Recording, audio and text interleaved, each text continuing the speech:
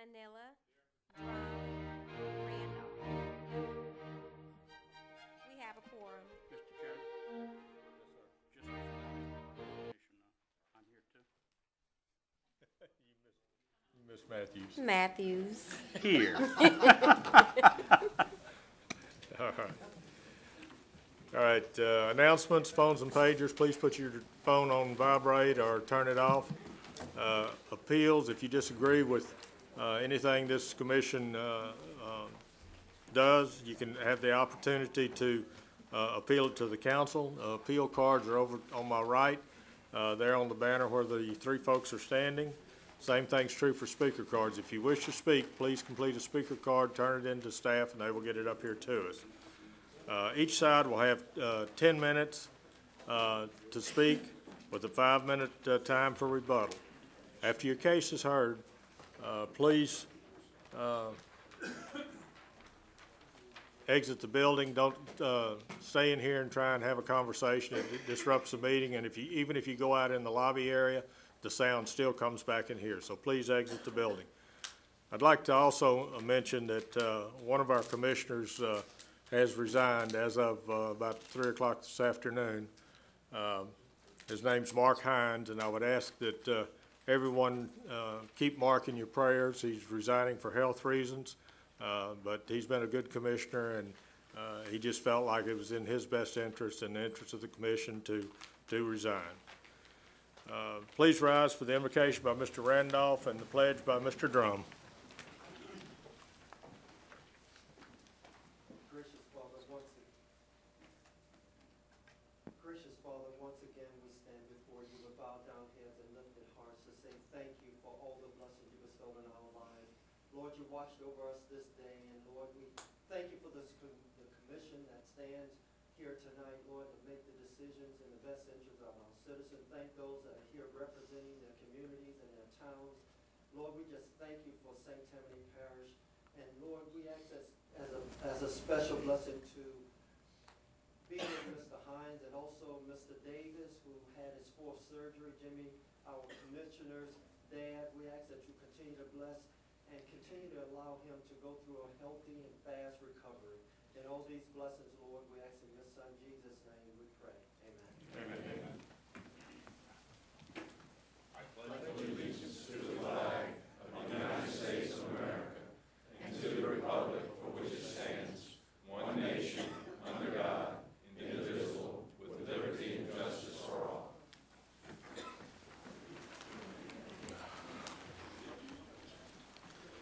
All right, we had a little mix-up in the mailing of the agendas and everything. We did not have the minutes in our agenda. They were just presented to us here at the beginning of the meeting, and I think it would be appropriate to, since we haven't had an opportunity to go over the minutes and review them for correctness, that we postpone these until the January meeting. Motion to postpone the minutes. Second. Motion by Mr. Matthews to Second. postpone, seconded by Mr. Randolph. Please vote.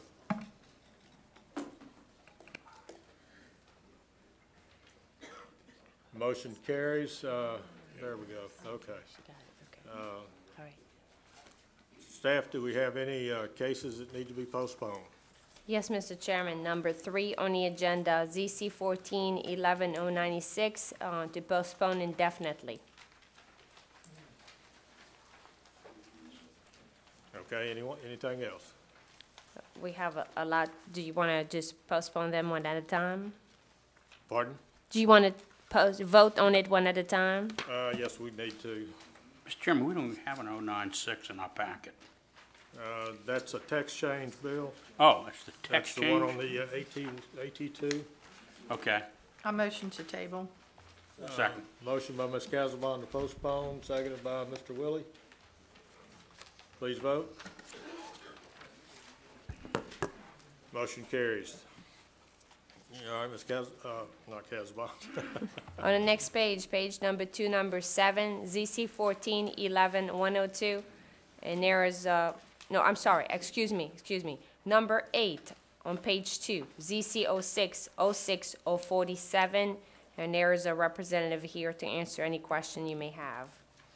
And they're requesting this to be postponed again? Yes.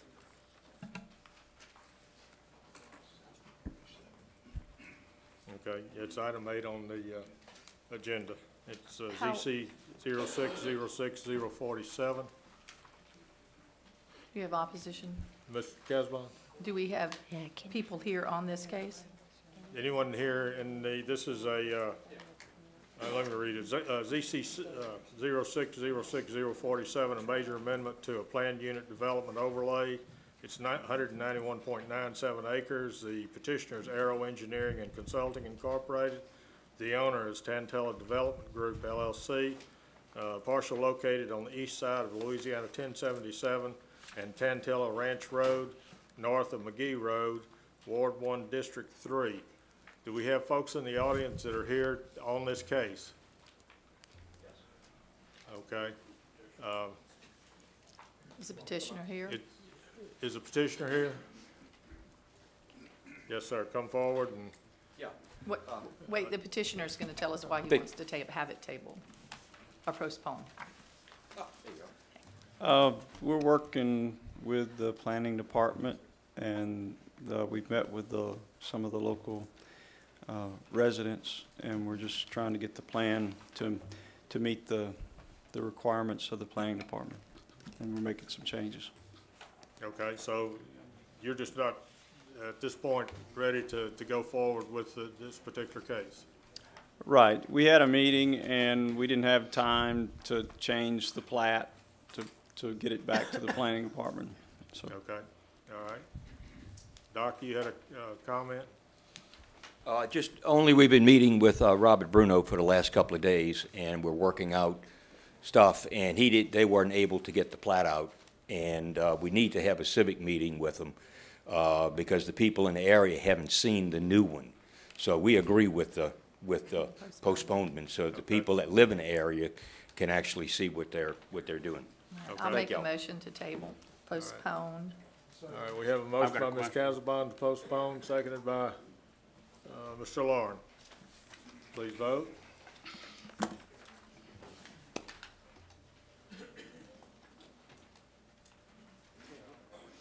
Motion carries.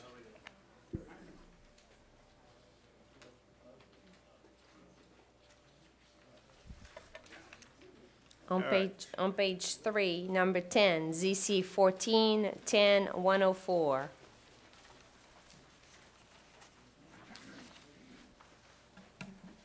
All right, this is zoning case 14-12-104.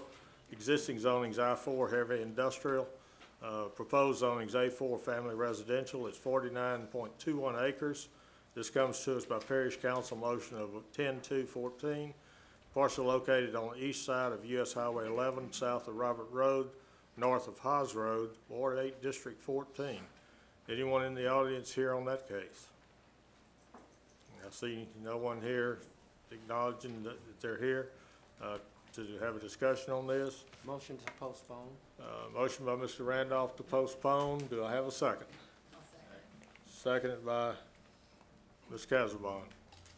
Please vote. Motion carries. Anything else, Ellen? Number 11, ZC 1412-105. All right. Zoning case 14-12-105, existing zonings HC2, Highway Commercial District. Proposed zonings A4 Family Residential District. It's 4.93 acres. This comes again from Parish Council motion of 10-2.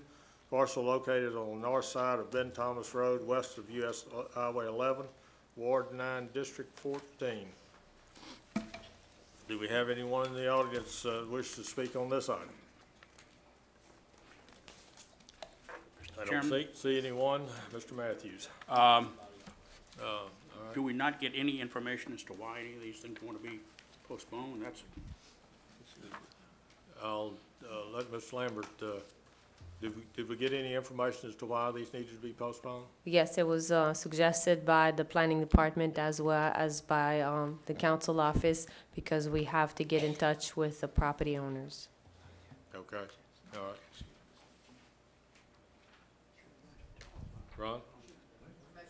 Motion to postpone. All right, motion to postpone by Mr. Randolph. Do I have a second? Second. Second by Mr. Matthews. Please vote. Motion carries. Thank you. We don't have any other requests. All right. Good deal. Mr. Chairman, Yes, ma'am. I have a there's, some people that have to be at another meeting that I'm requesting if we would move up, zoning case ZC 1412-103. Okay, this is on item 9 on page 2. Correct. Okay, a motion by Ms. Casabon to move up, item 9, seconded by Mr. Willie. Any further discussion? Ron, you got your light on? No. Okay. Please vote. Motion carries to move this item up. All right, item 9 is zoning case 14-12-103. Existing zoning is CB1 Community-Based Facility District and PF2 Public Facilities District. Proposed zoning is PF1 Public Facilities District. It's 43.11 acres. The petitioner is Jeffrey D. Shane. The owner is First Baptist Church of Covington. Parcel located on the intersection of Louisiana Highway 1085 and Bricker Road, north of Louisiana 21, Ward 1, District 1. Staff? The 2025 Future Land Use Plan calls for the area to be developed with institutional uses. The site is currently developed with a church exceeding the maximum allowable square footage of 30,000 square feet under CB1 Community-Based Facilities. Staff does not have any objections to the request, considering that it would bring the existing facility into compliance with the appropriate zoning and allow for future expansion. Staff recommends approval for PF1. Thank you. Mr. Shane. Thank you, Mr. Doherty. Good evening. Jeff Shane of the Jones Fussell Law Firm in Covington, and I'm here this evening representing the owner and petitioner, First Baptist Church of Covington. Hopefully all of you are familiar with the church's location at the corner of, or near the corner of Highway 21, 1085, and Bricker Road on the western portion of the parish. This 43-acre campus has been in existence for approximately 10 years. And when I originally procured approval for the construction of the current footprint and facility, we were able to do so under the code through a conditional use permit. Perhaps all of us take some responsibility for being asleep at the wheel during comprehensive rezoning, including the petitioner, so hopefully I'm making that clear, but not realizing that obviously we have a campus that exceeds 30,000 square feet and have had one for many years, and that really the more appropriate zone for this tract would be Public Facilities 1. I'm also, though, happy to say that we come to you this evening not only to, I guess, correct or amend the zoning that the property needs, but the church also is soon to embark on a very nice expansion program for the creation of new facilities, both sanctuary and also Sunday school buildings. So obviously, the change of zoning will not only perfect, if you will, the current use and the current square footage of the structures, but also will allow the church to expand as needed, pursuant to meeting, of course, all code requirements. There may be someone in the audience this evening that wishes to speak, but I am happy to report to you that we met with the Association of Associations on November 13 and got a resounding resolution of support for our change of zoning, in large part because they had seen the footprint of the church many years ago when we got the conditional use permit. They know that the church has been consistent with its word as it relates to its hope to expand the facilities in the future. And of course, we will continue to be a good neighbor and attempt to mitigate all impacts that the church may present to those in the area when obviously during hours and days of worship. At this point, I'd like to reserve any remaining time I have in the event there's others that make comments that I think would require me to have more rebuttal time. And as always, I will be available to answer your questions as needed. Thank you. Mr. Shane. Anyone in the audience wish to speak for on this particular item? Against. Anyone in the audience wish to speak against the change in zoning on this particular item? Seeing none, Mr. Shane, I'm going to close the floor to the public, bring it back to the commission. Mr. Davis. I'll make a motion to approve. Second. Motion by Mr. Davis to approve Seconded by Mr. Matthews. Any further discussion? Please vote. Motion carries. Thank you. Thank you, sir.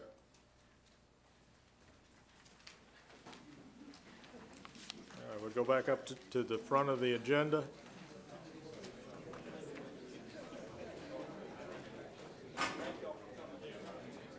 I'm going to wait just a minute and let these folks clear.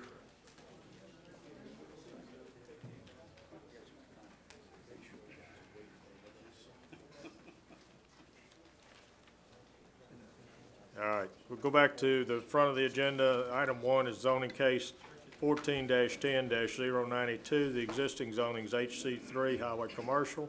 Proposed zoning is A4 Single-Family Residential. It's 32.95 acres. This comes to us by Parish Council motion of 8/7/14. Parcel located on the west side of US 11, south of Pine Place, north of Johnny F. Smith Boulevard, Ward 8, District 14. Staff? This case was presented to you at the past meeting, and considering the surrounding of the site and that it is currently developed with single-family residences, which are listed as permitted use under HC3, staff does not recommend approval of the requested zoning change to A4. Thank you, Ms. Lambert. Anyone in the audience wish to speak on this? On 4. You support this? You support the zoning change? No.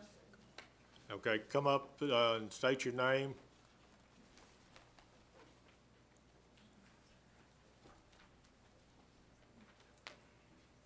My name is Myra Sanders, and my family and neighbors are here tonight to respectfully request of the council that you change the zoning of the 32.95 acres on which we all live to A4 Single-Family Residential District. Our reason is quite obvious, that being because our families all live here, side by side, in peace and harmony, and have done so for 63 years.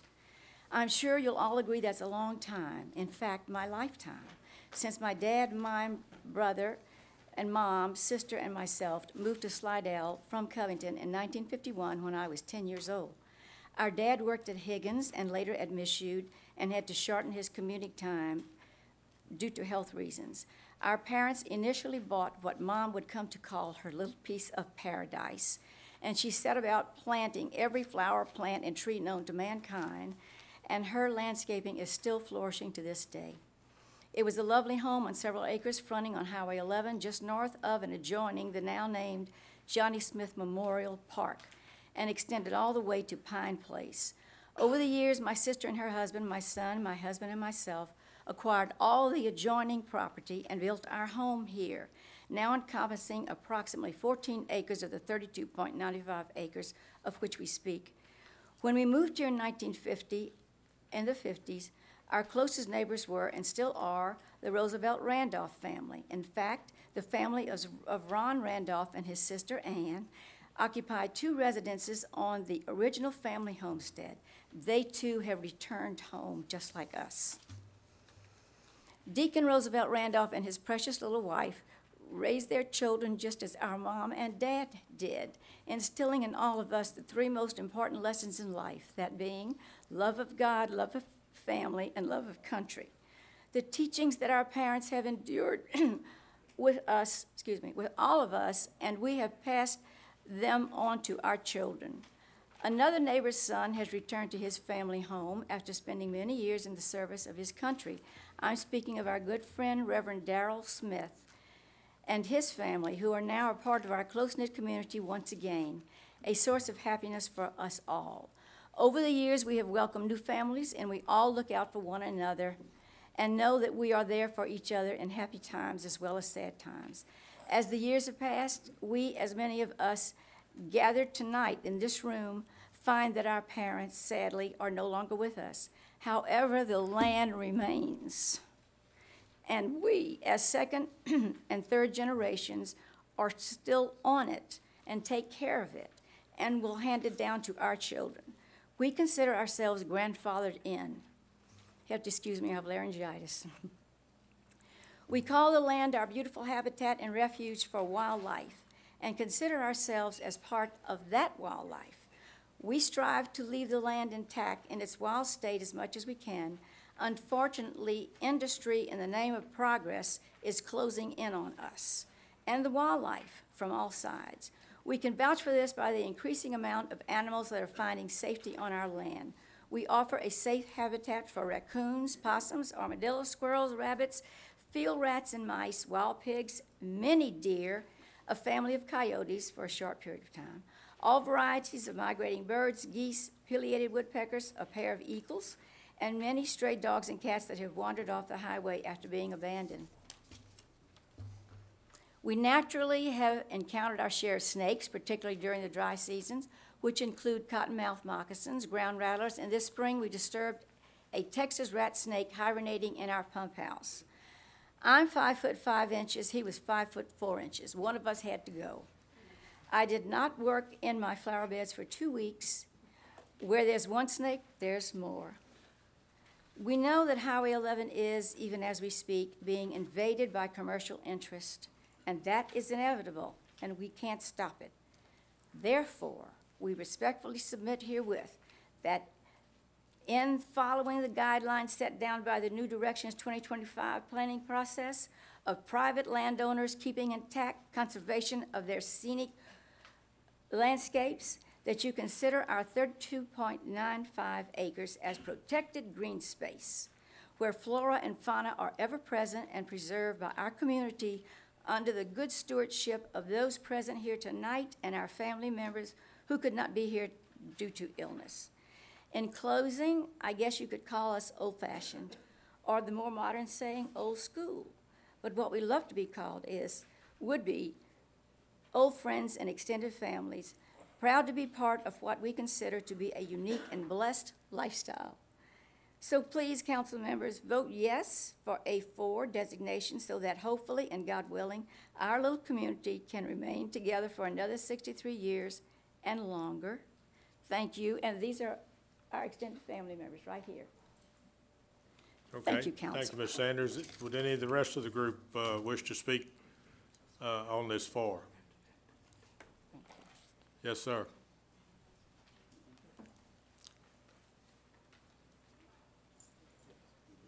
Please state your name and address. My name is Darrell Smith, and my address is 38114 Pine Place in the community that we're referencing on tonight. And I don't have a well-written out explanation of why we would like to maintain or to have this proposed zoning as petitioned to be accepted. I am not only my pastor, I'm also a long-term resident of that particular community after leaving and enlisting in the Navy, where I stayed gone for over 25 years, and I returned. My parents were reared in that area, and I now reside in the same area. And I, too, would like to submit my support that we could keep our A4 or have the A4 single-family residential district zoning. It's a nice area. It's peaceful. It's quiet. And as my friendly neighbor has said, we're kind of old school. We're old-timey, and we'd like to try to keep it that way. And with the threats of any type of commercial developments encroaching against our properties, it's something that gives us some concern.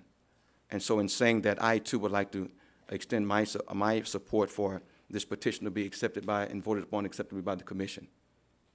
Thank you. Thank you. Anyone else wish to speak for? All right. Does anyone wish to speak against? I see no one. I'll close the floor to the public, bring it back to the commissioners.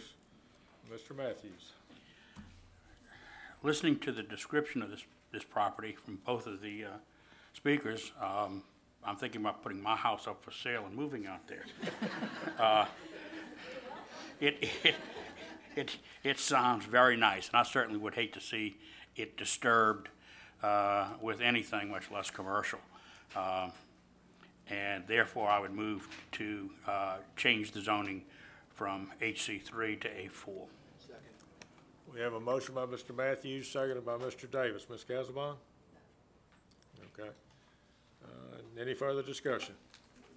Mr. Reshaw. I have a question or a comment. Well, I certainly would like to keep it residential and the owners to keep it residential.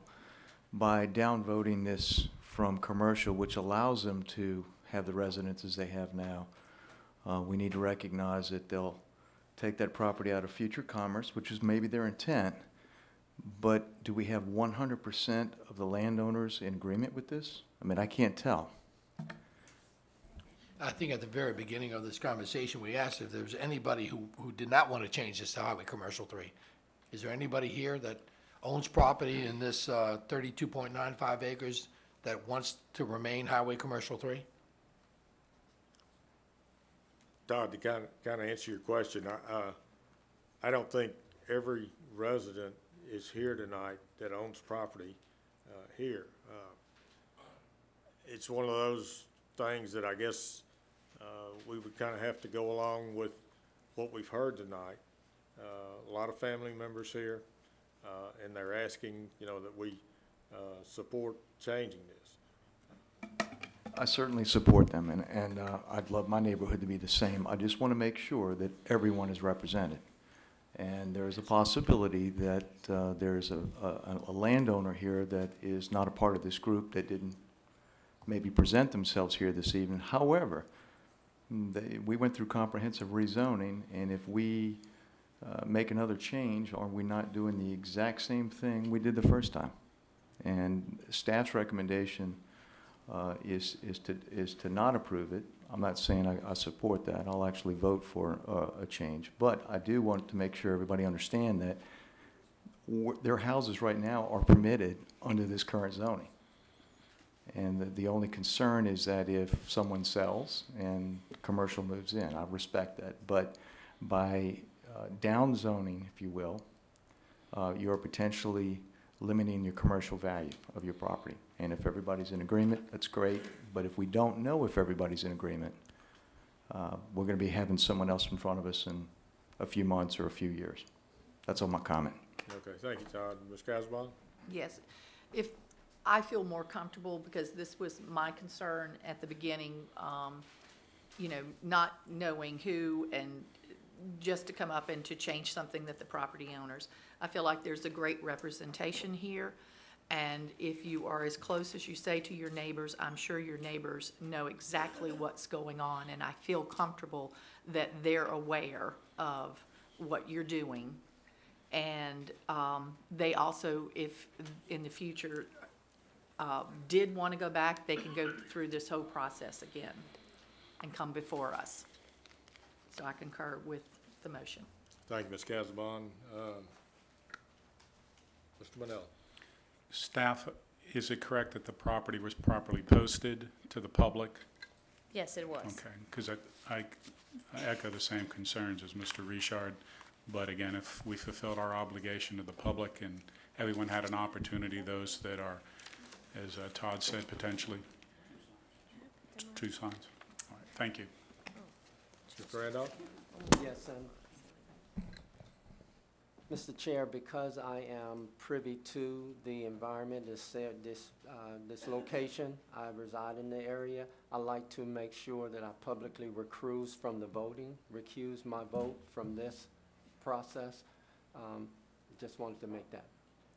Okay. Thank you. All right, we have a motion and a second to approve going from HC3 to A4 on this particular case. Please vote.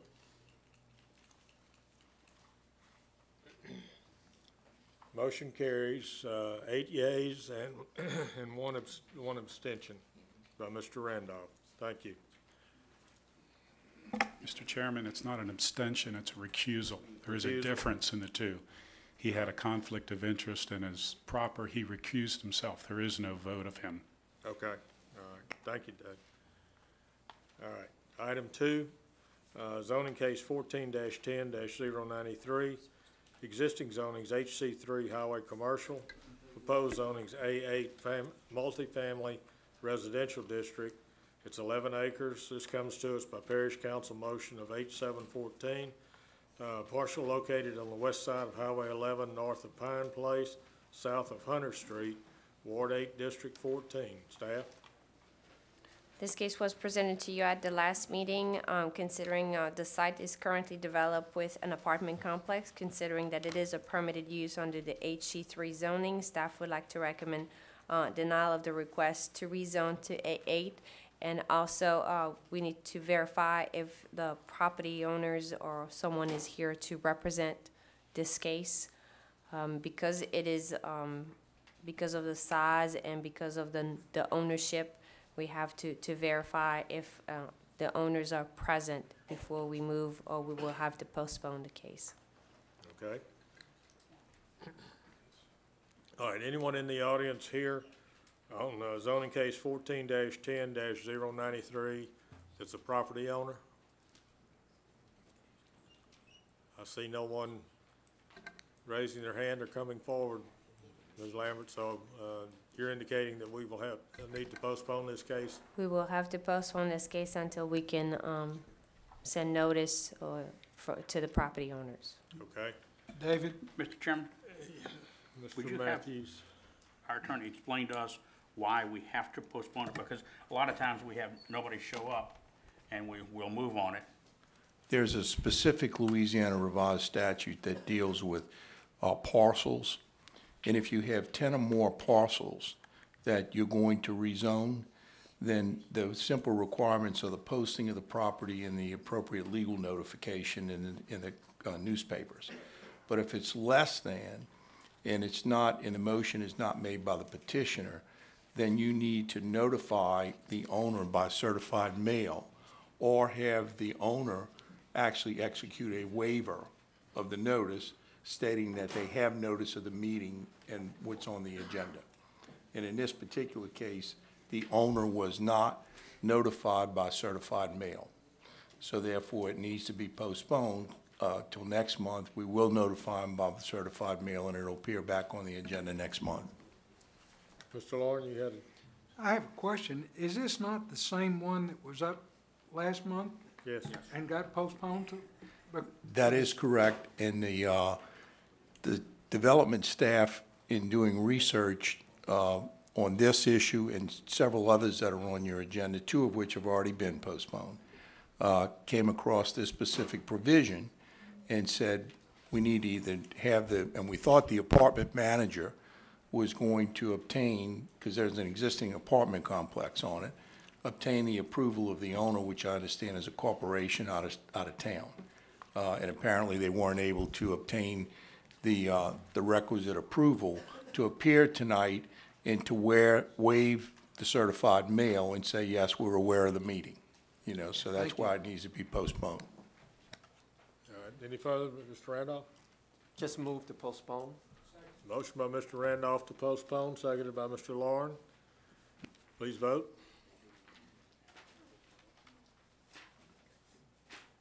Motion carries. Thank you. Item 4, page 2, zoning case 14-11-098. The existing zoning's a planned unit development overlay PUD. Proposed zoning CB1 community-based facility. It's 60.129 acres. The petitioner is Jeffrey Shane. Owner is Logan Trace LLC. Parcel located on the east side of Thompson Road, north of Riley Road, Ward 9, District 11. Staff? The 2025 future land use plan calls for the area to be developed as planned districts, including single-family residences and conservation uses. The parcel in question was originally zoned PUD and received preliminary approval for a residential development called Logan's Trace. Staff feels that the requested zoning change would be appropriate for the area, considering that the CB1 zoning allows for the location of public and quasi-public uses that are appropriate within close proximity to residential districts. It would also meet the objectives of the planned district definition, which allows for recreational uses and for conservation area. Note that the site is proposed to be developed as a recreational facility. Staff recommends that the request for CB1 designation be approved. Thank you. Mr. Shane. Thank you, Mr. Doherty. Again, Jeff Shane of the Jones Fussell Law Firm in Covington, and I represent Logan's Trace LLC, who's both the owner and petitioner in this case. This case is interesting in that there are a few of you, one or two, that I think was on the commission when Logan's Trace was approved as a 97-lot, single-family residential PUD. The tract is located at the corner of Thompson and Riley Road, between Lacombe and Slidell, but principally a Lacombe location near Bayou Liberty. We come before you this evening, as the staff report indicates, with a suggestion that there be a new development concept, that the PUD and single-family residential development be abandoned, and that we proceed with the construction of a baseball park, a recreation use, which would require the community-based 1 district, the CB1. We are certainly in accord with the comments of staff, and I think you would be interested to know that this case was deferred last month so that we would have an opportunity to meet with both the board of the Bayou Liberty Homeowners Association, and also later we had a community meeting with that organization as well. Probably 8 or so board members at our meeting on November 10th, and probably 40 or so members at our community meeting on the 19th of November. As you can see from the handout that I have provided you, maybe in some respects the second page is the best page to look at first because it gives you the overall site plan.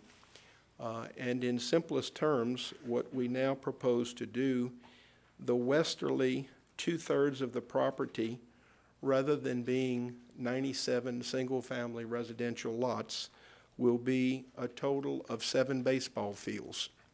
And if you'll follow the site plan with me, I'll give you some particulars. The 6 fields to the rear, sort of in the center of the property, will be the fields that are first constructed. You might say, baseball fields for what, Mr. Shane? What does Mr. Chris Jean have in mind? His vision is to provide a privately owned, privately operated, for-profit recreation park at this location. The complex would have some similarities to the baseball fields that you might see on the east side of Hammond, on the north side of I-12 as you go west. Some similarities to the baseball park that you would see in the Mississippi Gulf Coast as you travel to the east on the north side of I-10. Not suggesting that they would be identical by any means, but to just give you some idea of the concept. This is obviously not a Pelican Park or a Coquille. This is not going to have gymnasiums and other forms of sports. It is being built principally and really almost exclusively for baseball, primarily for children of all ages, but also adults as well. It will also be able to handle both men's and women's softball. The larger field, which is sort of in the northwesterly sector of the property, will be the last field that is built. It's the biggest, it's the most expensive. It has a grandstand, but don't picture Tad Gormley Stadium. This is a stadium that probably will seat 200, 250 people. But it would, of course, be the crown jewel. And what my client and his research has indicated is that the baseball industry is a thriving industry, not only for youth, 7, 8, 9-year-olds, but through the teens, and also you have a lot of adults that wish to play baseball as well. A lot of it is travel ball on the weekends, principally tournaments on Saturday from early morning till mid-evening, if you will, and certainly also sometime on Sunday. But we also envision having a facility that will be there and available for utilization by people, by schools, public, private, parochial, through arrangement, whether it be for practice during the week, perhaps games through the week. In fact, if you look at the site plan in the center, you'll see that part of the vision is an academy building, which is you'll see the footprint for that sort of in the center, where Mr. Chuck Walker, who is going to be working with Chris Jean, would have a baseball academy for the teaching of individual skills for athletes. We envision a large limestone parking lot in the western portion of the tract, as you can see. Please note that there are no entranceways off of Riley Road, which abuts the property on the south side of the site. And also notice, please, that the rear approximate 1/3 to 1/4 of the property will be kept in its current state, most, if not all of which is wetlands, all of which is very low, all of which handles the natural drainage at present. We will, of course, place a detention pond in that area where water will be held before it's discharged to the bayou. The drawing is a representative concept of what we hope to build. The project has not been engineered. That does not mean that I envision substantial changes to the project, but it's certainly possible that the shape or the configuration of the pond, things of that nature, could change. In our discussions with the residents and homeowners in that area, they have brought up many good points that we have discussed with them and attempted to address. Mr. Charlie Kaplinger, who is the president of their association, and I'm sure will be speaking this evening, sent me just this afternoon their thoughts with regard to our project. I told him that I would take the time during my presentation to try to address some of these points in hopes that it will expedite our discussions of this evening. Hopefully their thoughts would be some of the same thoughts that you might have with regard to how would this recreation use in this residential area work. One of the things, again, that I will emphasize is that we will use impervious material for the parking area. There was a concern that obviously too much concrete or asphalt would only accelerate the runoff, and that a limestone gravel finish would not only be better from a drainage perspective, but has a much softer connotation as opposed to a more commercial connotation, if you will, where it abuts a residential area. I've previously mentioned that the rear area, as indicated on the site plan, will in fact be kept in its natural state, but for the construction of an appropriate detention pond as per parish standard. You'll notice that along Riley Road, you can see some of the pictures on the first page that I've given you, some of the views, as well as on the second page. We envision not only a code 25-foot buffer along Riley Road, but the possibility of placing a sidewalk so that residents would be able, in the area, would be able to easily access, and also some parking slots off of Riley Road, so that for those that might live in the area but don't live close enough to walk and want to drive to the area and want to park on Riley, they'd be able to.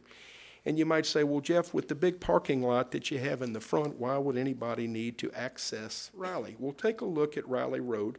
One of the things that Mr. Jean has committed to do on this site plan is to provide what is shown to be a public park. It will not be dedicated to the public, but it is what I will refer to as a pocket park. Hopefully all of you can see that. It's right in the center on the south side of the plan. That park is not part of the baseball facility. That park is built for the use of the residents, thinking that it would give them a place to go, congregate, kids play ball, people get on do things with picnic, etc. So we felt that one of the things that we wanted to give back to the community would be, again, what I will call an amenity area that, again, everyone would have access. It also creates buffer to a certain extent from those that live on the south side of Raleigh. Many of them, they will actually have, as you can see, the park across the street, and we thought this was an important feature.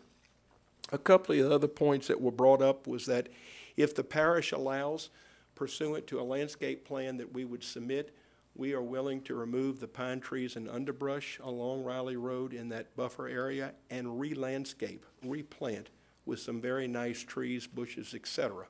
Again, we're not going to go in and clear cut without a plan. Not only does the law not allow us to do that, but that's not the spirit of what we're suggesting. If you saw the area, you'd understand that the infrastructure for the subdivision is partially in place. The road coming off of Thompson Road is a concrete road. Most of the site has been cleared. So we think that we can do a better job with this area along Riley Road, and we are committed to do so. With regard to the times for games and the times that field lights would be cut off, we would only tell you that we do not envision our game starting any later than 8 o'clock, and in most cases, we think all lights would be off by 10. Again, this would principally be on weekend only. There certainly might be games that might start later or end later, depending on rain or extra innings or a variety of things, but that would not be the norm. We understand why people in the area would not want this area to be active and lit and occupied into the wee hours of the morning, and we certainly do not intend to do that. We are committed to have no entrance or exit off of Riley Road into the site. Again, we would like to have some parking spaces near the Pocket Park. Apparently, the residents may not care to have those parking spaces there, but it's something we think would be for their benefit. And we're only talking about 4 or 5 spaces that would be parallel to Riley Road. They've requested a no outlet sign at the corner of Riley and Loblolly Road. I'm sure with the thinking being that if someone misses the turn into the park and drives down Riley Road, they want people to know that they shouldn't continue down Riley Road and end up dead-ending into their residential subdivisions. We think that's a great idea. That's probably something the parish has to do because it's a public road, but it's certainly something we support. And if we need to donate the sign to do that, we're happy to do that. That makes good sense. I believe we're out of time. Let me see if the commissioners would like to extend the time. And if not, I'll be willing to use some of my rebuttal. Okay. All right. Does any one of the commissioners, or do the commissioners wish to allow Mr. Shane some additional time? Maybe 3 minutes, and I would like the other side to have whatever extension I get, because I don't want them to think I'm trying to diminish their time in any way. Mr. Chairman, I think he's been really thorough so far. I'd suggest, Jeff, you use your rebuttal, and if you need more time at that point, would probably add to it. That'd be my suggestion. Okay. Is that feeling of the commission? I see some heads moving, so we'll go that way.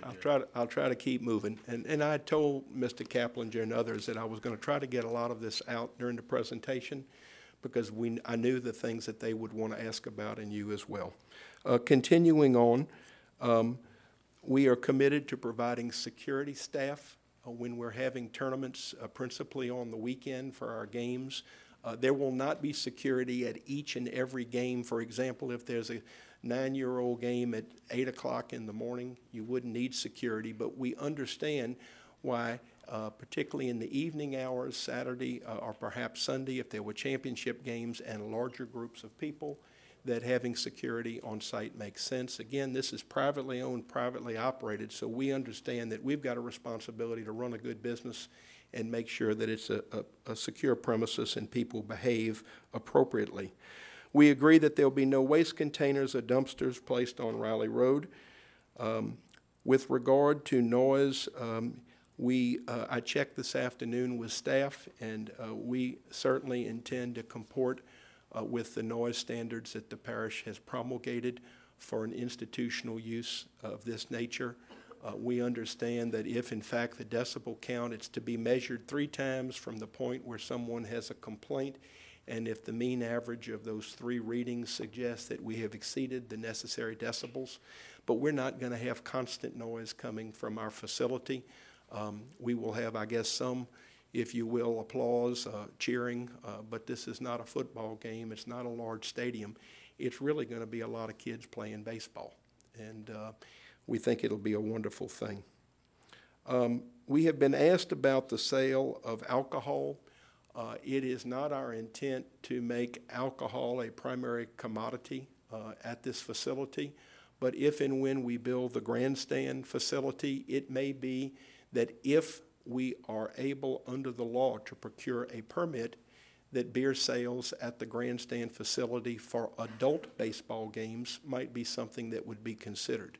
So I'm not coming out of both corners of my mouth. I'm making it clear that beer is not going to be, or alcohol is not a motivation in building this rec park, but to also discount or eliminate the possibility of beer sales in the future would be a mistake, we think, on our part as it relates to our business plan. because we hope that people come and obviously come from all over. I might digress for just a minute and say that, you know, part of our research and investigation indicates that this baseball concept is a real industry. This is going to bring, it's going to provide a lot of recreation for people in the immediate neighborhood, the people on the east side of Slidell who, in my view, are deprived of first-rate recreational facilities. It's going to bring a lot of people and teams from other areas, whether it's in the parish or in the region. It's going to put people in motels, people buying gas, people buying meals. I'm not going to suggest to you that it's going to change the economy of the world, but we might be surprised of the very significant economic impact it will have, and a good, what we believe to be America's game, a good, healthy opportunity to have a recreational industry in the area. We have been asked not to have amplified concerts at the facility. We have no intent to make this a Jazz Fest location. I assume that our zoning might not allow that, but in any event, our feeling is that if we wish to do a special event, it would probably be for charity. It would only be if we got the necessary event permit from the parish, and the parish, as you may know, has processes and procedures in place. But we do not envision this being a multi-use facility as it relates to things beyond baseball. Last but not least, we've been questioned about our traffic study. When we got approval for the subdivision, that included a permit from the state to build the driveway connection that's currently in place off Thompson Road. We understand that if our use, either parish law or state law, requires an updated traffic study to determine if further traffic mitigation is needed, that's fine. But one of the nice things about our use is that it will not be the traditional subdivision use. The permit that we have now presupposed a vibrant single-family subdivision, which is essentially traffic moving around from 6:30 to 8:30 and 4 o'clock to 6 o'clock, principally Monday through Friday. With this facility during those hours, you're going to be relatively dormant. Yes, there'll be activity in the afternoons, and certainly there's going to be activity on Saturday and Sunday, probably 25 to 30 weekends a year when it gets to its, hopefully its progression or full development. Initially, of course, it may only be a weekend or two per month. Again, you crawl before you walk and walk before you run. In closing, let me say that we understand that this is an interesting and novel concept. It's not often that people convert single-family residential subdivisions to a recreation use. But if you look at the permitted uses in CB1, I hope you would agree that CB1 should not be a threat to the neighborhood. I would hope that the development of this baseball complex would not only be a successful endeavor for the region and for my client, but also be one that will serve as a complementary amenity to the people that live in that area. That's why we've gone to length to try to think about some of the elements I've discussed that not only serve our purpose, but also serve the families that live in this area as well. I thank you for your time, and I look forward to answering your questions at the appropriate time this evening. Thank you, Mr. Shane. Anyone else in the audience wish to speak for? All right, I'll ask, is there anyone here in the audience that wishes to speak against this project proposal? Yes, ma'am. Please come forward, state your name.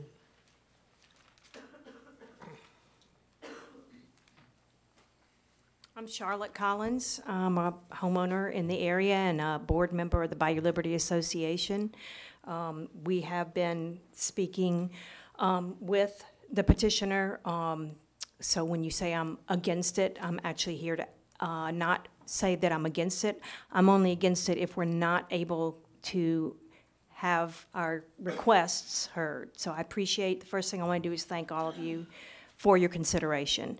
I have a very brief PowerPoint. I want to actually show you visually. I think my words would do absolutely no good. This is a jewel.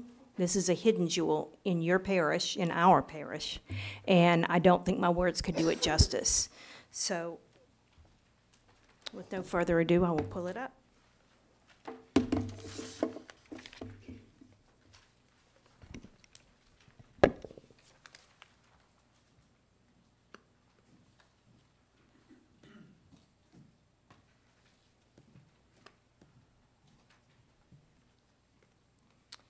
The area drains basically from Thompson Road all the way to Bayou Liberty.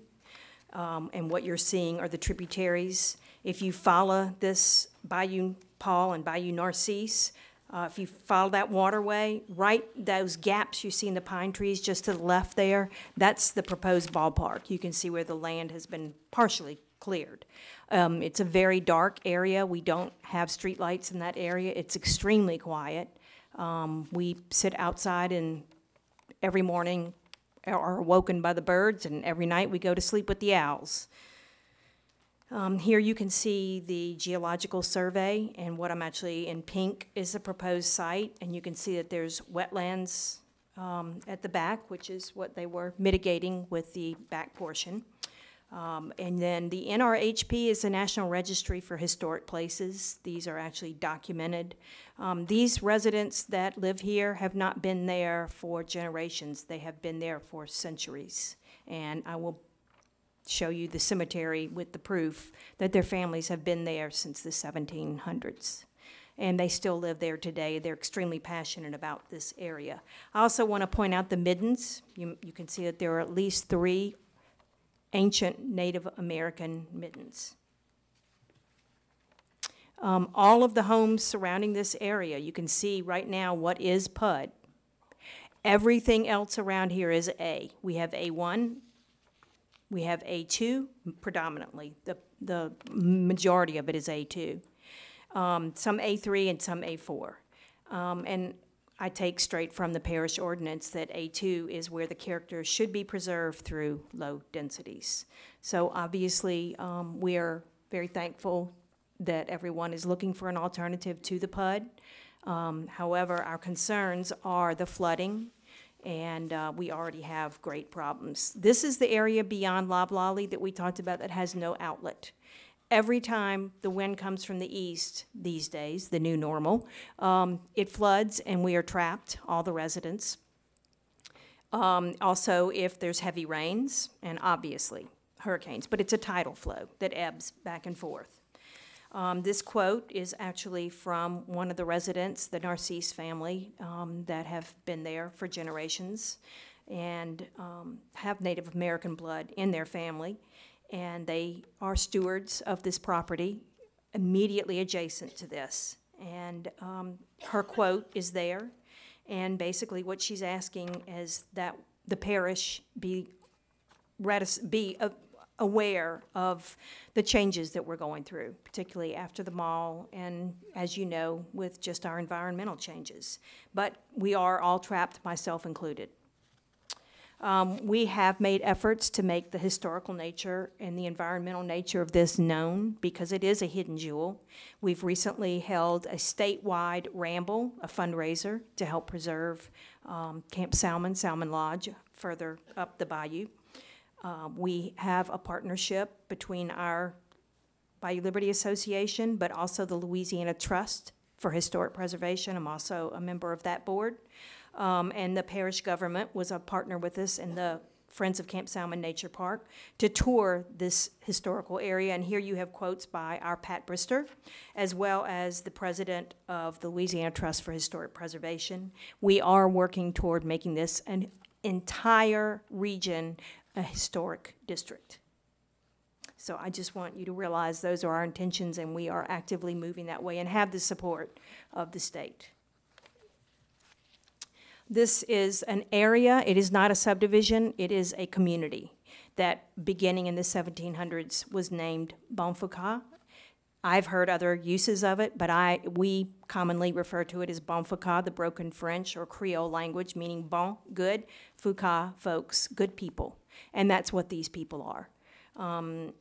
And here we have one of the patriarchs whose property is immediately adjacent to this park. And you can see the names on the left. And on the right, some of the nationalities that have been there since the 1700s.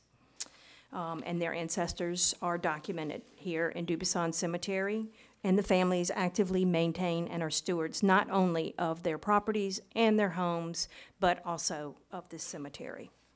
This is one of the historic homes that I mentioned, the Francois Cousin house. It is actually the oldest known house in St. Tammany Parish, and the government was very much a part of helping us save this after Katrina. It is my family home. I live there.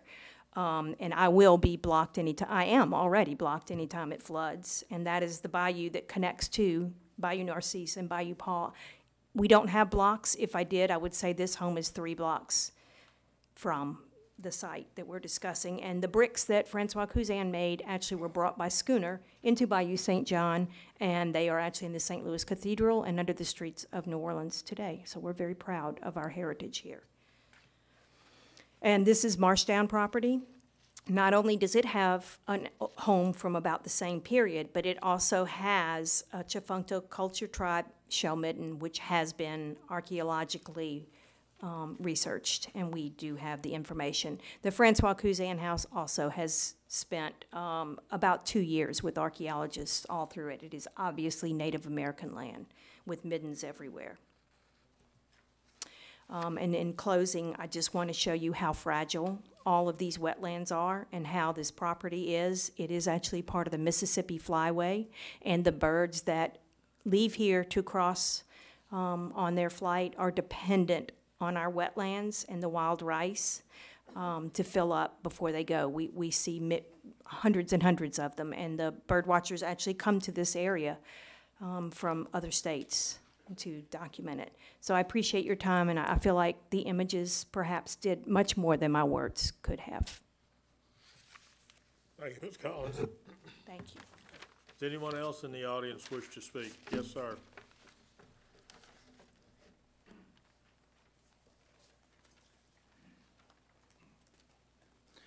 My name is Charlie Kaplinger. I reside at 59525 Neslo Road in Slidell, and I am fortunate enough to be able to represent the Bayou Liberty Association. So I want to thank you for hearing us firstly, and I do want to thank Steve Stefancic for coordinating the meeting with Chris Jean, the developer, and Jeff Shane. They graciously approached us with this idea and not only met with our board, but also with the community and set it all up, and like I said, did a fine job. As Jeff said, you know, this property has a little bit of history. It was first, I think, proposed as a PUD in the early 2000s, and it was very controversial. It proposed a very high-density subdivision there, and we fought it bitterly. We felt that high density and certainly any commercial is not the right use for this area. So with all that said, they approached us with this new concept, and I have to say we were very skeptical as well, but as they explained it and as they described it, operationally as well as design-wise, as you heard Mr. Shane tonight, the residents felt that it probably wasn't as bad as they were feared, and also it was probably a better alternative than a 97 lot subdivision in their area. So what we essentially did was came back to the developer, and I apologize for the delay in getting it out so late with the holidays, but we put together a short list of basically what they described to us, just so that it was documented. And there were 3 things that we asked the developer to go beyond what St. Tammany requires. And those 3 things were the parish requires a 25-foot buffer. We asked for a 35-foot buffer if it fit in the plan, and we also asked for a higher density landscape screen because the neighbors have been used to basically wilderness there for forever, and all of a sudden it's basically clear cut now, and it's going to be a park. So we asked that. The other thing we asked was we asked for the games and practices to start no later than 8 p.m. in the evening, and the field lights be shut off at least by 10 p.m. I think the parish requires no games can be started after 9 p.m. and the field lights have to be turned off by 11 p.m. So we did ask for that concession. And then the last one we asked for is the parish requires that the decibel level at the property line not exceed 70 decibels, and we asked for a 50 decibel because it is a very tranquil environment like Charlotte just described. So those were the three items that we asked for, and in all fairness, the developer and Jeff basically has said, we'll continue to consider that and work with you on this. A few things we do have an issue with is, we understand they believe that the parking on Riley Road is a benefit. We do not feel so. Riley Road is substandard. It is open ditches on both sides, and I think these people, the residents of that area, don't want to see a line of cars parked in front of their house. I think that would be better served.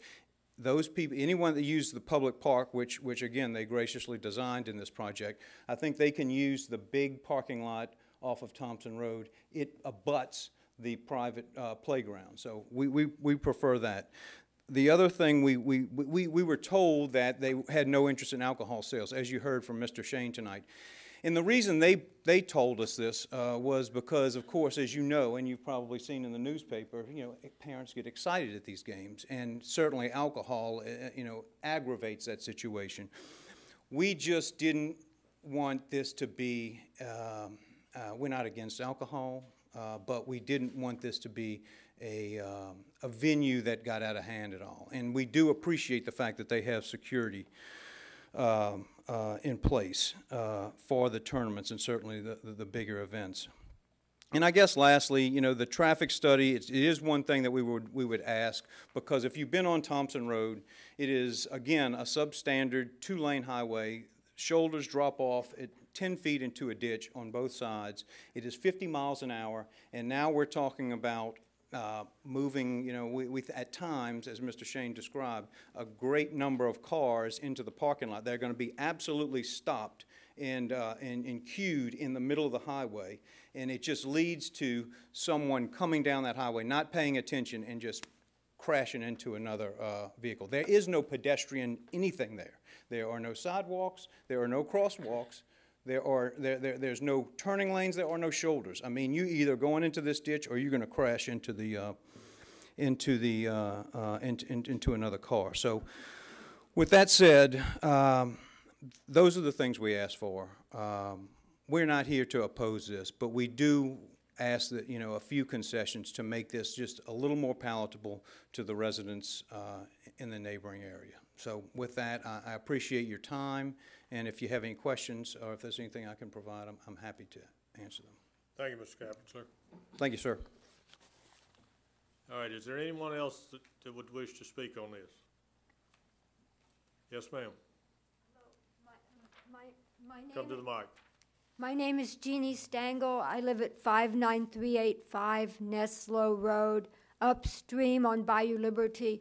I would like to recognize the two of the residents that are here tonight, whose families have, as the previous case that was described, the lady described how her families had lived there for 60-something years.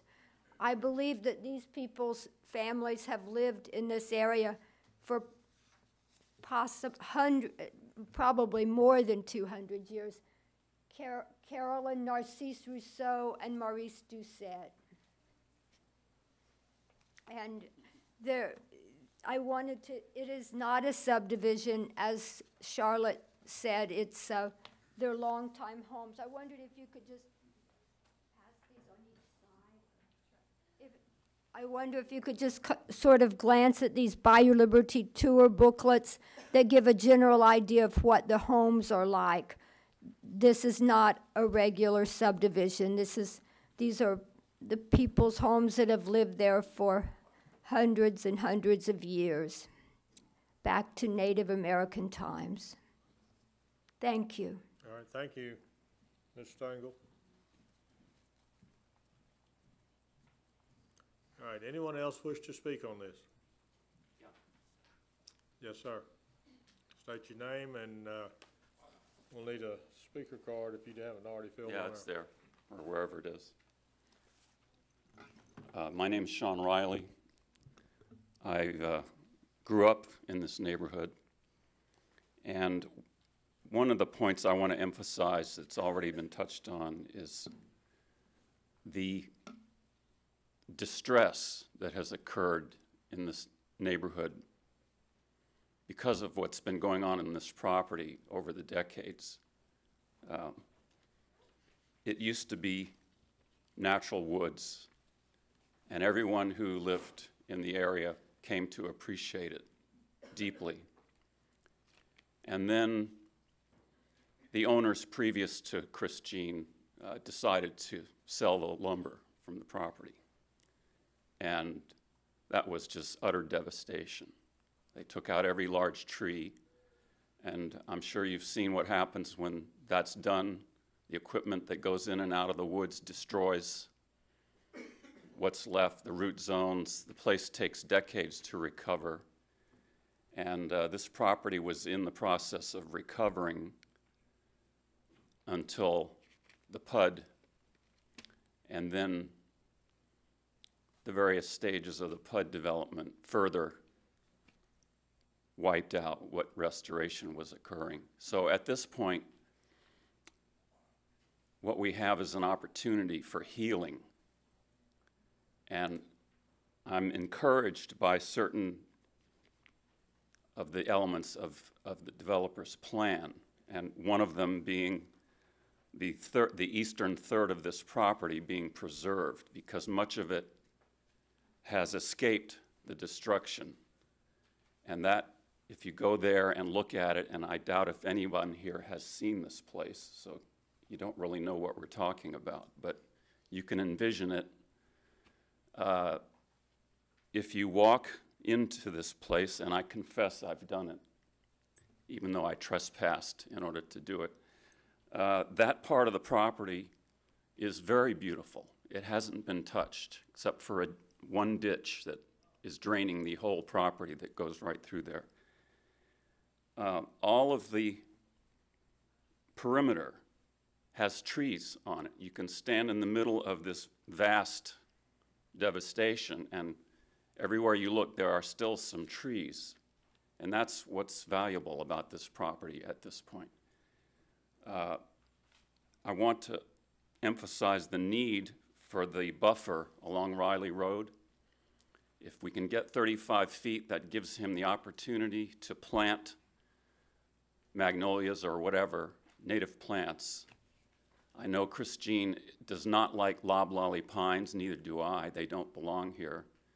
We have an opportunity here to plant many, many, many longleaf pines, which are the native pine tree here, and other native species. So I've pleaded with Chris Jean to hire an arborist, and I think this place could become at least an asset to the neighborhood, as the place was before all the devastation took place. And I hope that the parish can engage the process, and I hope the neighbors have the opportunity to engage in the process of the development of this place so that it becomes truly a neighborhood asset, not just a parish asset, economic asset. I hope people can appreciate the loss that has been endured by the neighborhood. And because that's really what has happened. It's been a tragic loss. And what we have is an opportunity for restoration and preservation of what is still in its natural state. Thanks. Thank you, Mr. Riley. Mr. Shane? Does anyone else wish to speak in the audience against this? Okay, we'll go to rebuttal now, and I'll turn the floor over to you, Mr. Shane. Thank you, Mr. Doherty. I appreciate all of the comments of the residents, and I will attempt to address them, if not individually, certainly in the best job that I can with the time remaining. I think with regard to Ms. Collins' sort of theme that this is a treasured area, not only from a historical perspective, but also as a residential haven, we agree. And our suggestion is that our request to change the zoning to CB actually will be a complementary feature to this residential area. It doesn't mean that more residences or more homes at this particular location would necessarily be detrimental, but we understand the fact that because of other existing densities in the area, and because of the history, and because of the impacts of water and traffic, we believe that our proposed plan not only does good things for the developer and hopefully for the region, but also for the residents. Let me be more specific. With regard to drainage, all of you as Planning Commission members understand that no matter what plan we implement, we will need to procure permits, and those permits must be based on a drainage plan that is specifically designed for whatever development plan we present, and that we must demonstrate that post-development runoff rate is 25% less than current runoff rate. So as to drainage, the simple answer is that a developed tract that meets your parish ordinance is actually not going to exacerbate or increase a drainage problem in the area, but should, in theory, reduce the amount of water, the rate of water, I should say, that leaves the site at any one time. During my presentation, I misspoke in that I talked about the rear area, which is a lowlands area and which does, in fact, see water rise. It's actually not a wetlands area for the most part, as per the Corps, very surprisingly. In fact, very surprisingly, most of the wetlands area is actually the westerly and higher land. But I would like you to know that a wetlands permit has been procured, and mitigation of $140,000 has been paid, so that we are mindful of what our wetlands obligations are, and we certainly don't intend to stray from whatever regulations we have from the Corps. With regard to the buffer, if you'll take a look at the site plan, I don't think that there is a great need to make the buffer any more than the 25 feet that we've planned for. And the reasons are fairly simple. We do not have imposing or towering structures that abut the southern property line. Again, you'll see where the parking area, the park, and the rear of two of the smaller fields are the two smallest fields where they abut Riley Road. We would want to put in a code with buffer or landscape area. We will commit that if there are certain areas where we can expand the width, that's something we'll look at. So that's our way of suggesting that if we can possibly do more than 25 feet in certain areas, we will. But I think the commitment tonight is that it would be 25 feet in width. We will, however, commit that if the resident, we will submit a landscape plan to the board for its review and consideration, and if the parish approves the landscape plan, we're willing again to take all or most of the pine trees and underbrush out and replant with some really nice trees and other landscaping, which we think would improve the view along Riley Road. If all else fails, we understand that we will have to again maintain what I will call a code buffer in that area, but we're willing to go beyond that. With regard to the last start time for our game and how late the lights can be left on, the spirit of our concept is that our games will not begin later than 8 and our lights will go off at 10, but as I said earlier, circumstances may require, whether it's rainouts, extra innings, or whatever, where that could change, but we don't expect that to be the norm. And again, we understand that whatever codes are in place, they have to be abided by. Also remember that this is a private, for-profit facility. We've got no reason to have lights into the night unnecessarily. Mr. Jean will be paying the light bill here, and so it's important to us to use the lights when needed, but really we don't envision this to be a late night facility. That's not what this is designed for. For the most part, it's going to be for children, also adults, I made that clear, But you're not going to see games where people are leaving at 11, 12, 1 in the morning. With regard to noise, we do not understand why we should be held to any standard other than the parish standard for a couple of reasons.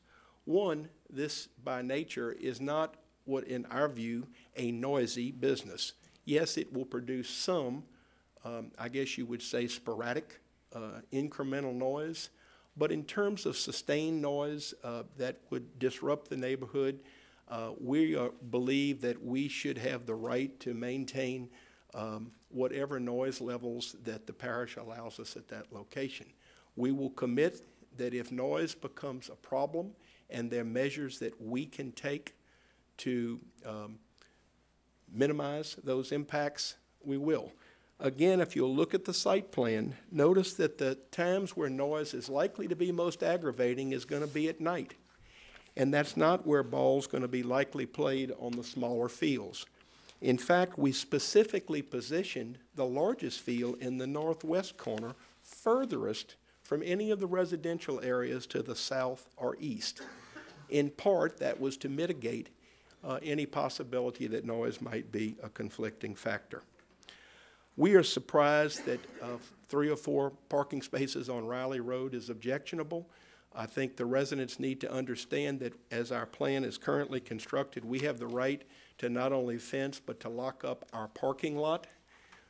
We don't want people that aren't supposed to be on our facility at the wrong times in our parking lot. We thought providing a few parking spaces on Riley Road would be a benefit to the residents, but if they don't want the parking spaces, that's their call. It doesn't mean they'll be prohibited from parking in our parking lot at times when it's open, but this also flows into the next comment that I'll make about the alcohol. Again, if and when alcohol might be sold at this facility, it will be after the grandstand or the larger field has been constructed. Remember that we're going to have security personnel there, and remember, if you'll look at the site plan carefully, you'll notice the black line fencing around the facility. It is a secured facility with security people. So we feel that if we seek to sell beer, and if we're able to get a permit to do so, that there are controls in place to make sure that this will not get out of hand. This is not going to be a Saints game where people are drinking for 4 hours, and maybe Saints is a bad example. We'll pick on my school, LSU, where people needed to drink for many hours this year because of the quality of the football. But the point is that it's not going to be that type of use. This is primarily kids and families. With regard to the, and I heard the buzzer, could I have the indulgence of a few more minutes as long as their group certainly gets the same amount of time? Yes, go ahead. I appreciate it, and I'll try to be brief. With regard to traffic patterns and the permit that we have for the driveway, again, I think I've tried to make it clear that this use is going to generate a totally different type and amount of traffic, different times of the day. You're not going to have one a game where Salmon's playing Slidell at 7 o'clock on Saturday night where you're going to have 4,000 people coming to watch the game. These, again, multiple fields. You're going to have teams, many of them small children. Most of them are families, groups of kids, groups of families come in cars together. I'm not suggesting there'll be no traffic. We want there to be cars at the right times, but we think it will be an off-peak hour. And again, the bottom line is that if the parish, as it relates to the issuance of the permit, or the state, as it relates to the driveway permit, believes that this use, this scale, these times of day require modification to the driveway permit and require further mitigation, we understand that. We've got to be good law-abiding citizens. Last but not least, particularly as it relates to Mr. Riley's comments, I think he makes a great point in that for a variety of reasons, many of which precede my client's ownership of this property, perhaps this property has been considered by many to be a tragic loss. But you know, it seems to me that now with Mr. Jean's effort, his vision, and his dream, this could absolutely turn into an unexpected gain for everyone in the neighborhood. And so we hope that all of you will consider making a recommendation to the council that the PUD be abandoned and that CB1 be approved for this tract. Thank you for your time. Thank you, Mr. Shane. All right, those in the opposition side, do you wish to speak? Yes, ma'am. Come to the mic, please. I wanted to emphasize that the provisions that are being made by the developers, I think, are primarily for rainwater. There are factors that are beyond their control. Some of the greatest flooding in this area happens to the tidal flow from Lake Pontchartrain. And when the east wind comes in, and at the same time as heavy rains, then that entire area, the road at the back of the property is underwater, and they can't get out until the lake goes down. And certainly with Katrina, there was at the back of the property where the conservation easement will be, the closest house had water that was probably 8 feet deep on that area. I just wanted you to have some idea of how much of a water problem, and that's what the residents have told me was their experience. Thank you. Okay, thank you. Anyone else wish to speak? Yes, ma'am, come forward. You're Miss Collins, right? Yes, Charlotte Collins, 58147 Gwen Road. The last thing I want to say, any of you that do go boating, I think you're probably aware that sound carries much more so across marshes, wetlands, and bayous. So that's my last comment about the sound. Thank you. Thank you. Anyone else in the public wish to speak on this? I'll close the floor to the public, bring it back to the commission. I've got Mr. Davis and Mr. Matthews. I don't know which one was Mr. Davis. Well, I appreciate everybody's information on this. I look at it from a zoning issue first, obviously, instead of the planning issues. Again, if this is to be developed and how all the different retention and stuff, all that's going to be placed, that's going to be, again, up to parish codes.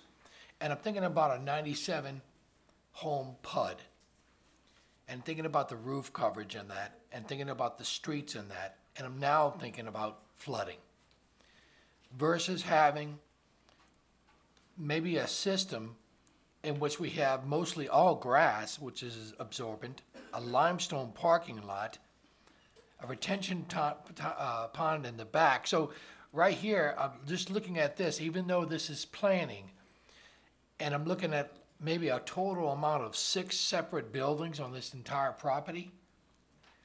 Looking under CB1, which covers golf courses, recreational facilities, churches, temples, religious education facilities, clubs, lodges, fraternal religious institutions, I don't see why we can't make this CB1, to be honest.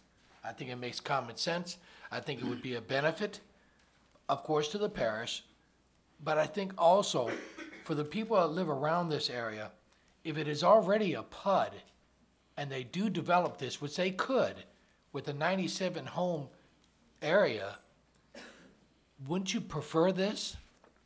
That's my only point. Thank you, Mr. Matthews. Yeah, some of what I'm thinking about Jimmy's touched on. I mean, they can currently develop this as a 90-plus home PUD, and to me, this is infinitely more attractive than that. I have some experience with this type of facility. I'm on the board at Pelican Park, and realize what this type of facility can bring rather than 97 more houses. While much of the concerns expressed tonight are really more appropriate on the planning side rather than the zoning side, and they will really be addressed more efficiently and more completely when this comes before the Planning Commission. With that being said, there's a couple of points I think I'd like to make to Mr. Jean and to Jeff. You may want to rethink your security question as to being times when there are games that you won't want security. Believe me, you will want security pretty much whenever it's open. The idea of this being an asset to the community and more than just a playground, clearly this is going to be a tournament and travel ball facility. It won't be the typical recreation facility of like Pelican Park or Coquille. It's going to put a lot of what the tourist people call heads in beds. There will be a lot of people, if this is going to work, there'll be a lot of people coming from Mississippi and Arkansas and Texas and Baton Rouge, Alexandria, different places like that for tournaments, spending the night in the hotels, eating at the restaurants, filling up with gas. It could be a very significant economic benefit to the eastern part of the parish. Traffic will be a concern, but it fits and starts. There will be times when they're letting out of they'll have 4 games going at one time. They're all let out at the same time. There will be traffic problems at that time. A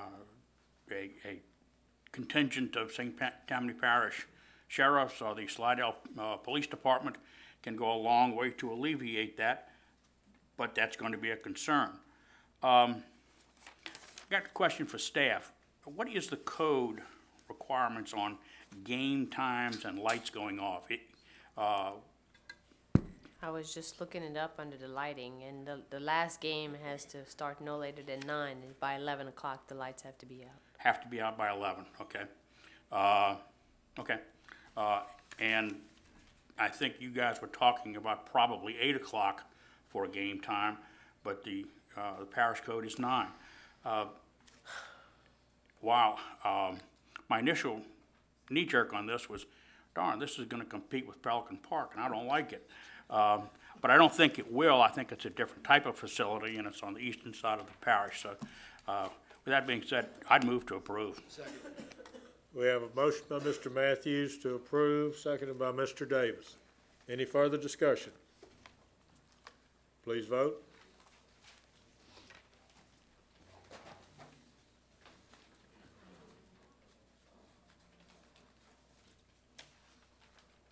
We got one more to vote. There it is. Okay. Motion carries unanimously. Thank you. Thank all of y'all for coming out.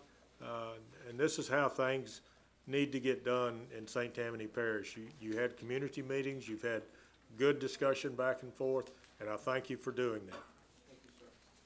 All right.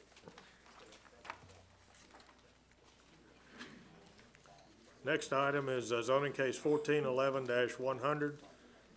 Proposed zoning is a PUD, Plan Unit Development Overlay. It's 17.04 acres. The petitioner's Henry Billiot. The owner's Rear LLC. Parcel located on the north side of Louisiana 1085, east of Willowbend Drive, west of Steel Court, Ward 1, District 3. Staff? Yes, Mr. Chairman, we would also like to hear at the same time zoning case 1411-102 and vote separately. Okay, these will have to be voted on separately. I'm sorry, ZC 1411-101. Okay. They still have to be voted on separately. Yes. Okay. Do we have to make a motion to combine them? Yes. To listen? I'll make a motion to combine. Motion by Ms. Casabon to combine staff report on zoning case 14-11-100 and zoning case 14-11-101, but vote separately. Second. Second by Mr. Davis. Please vote.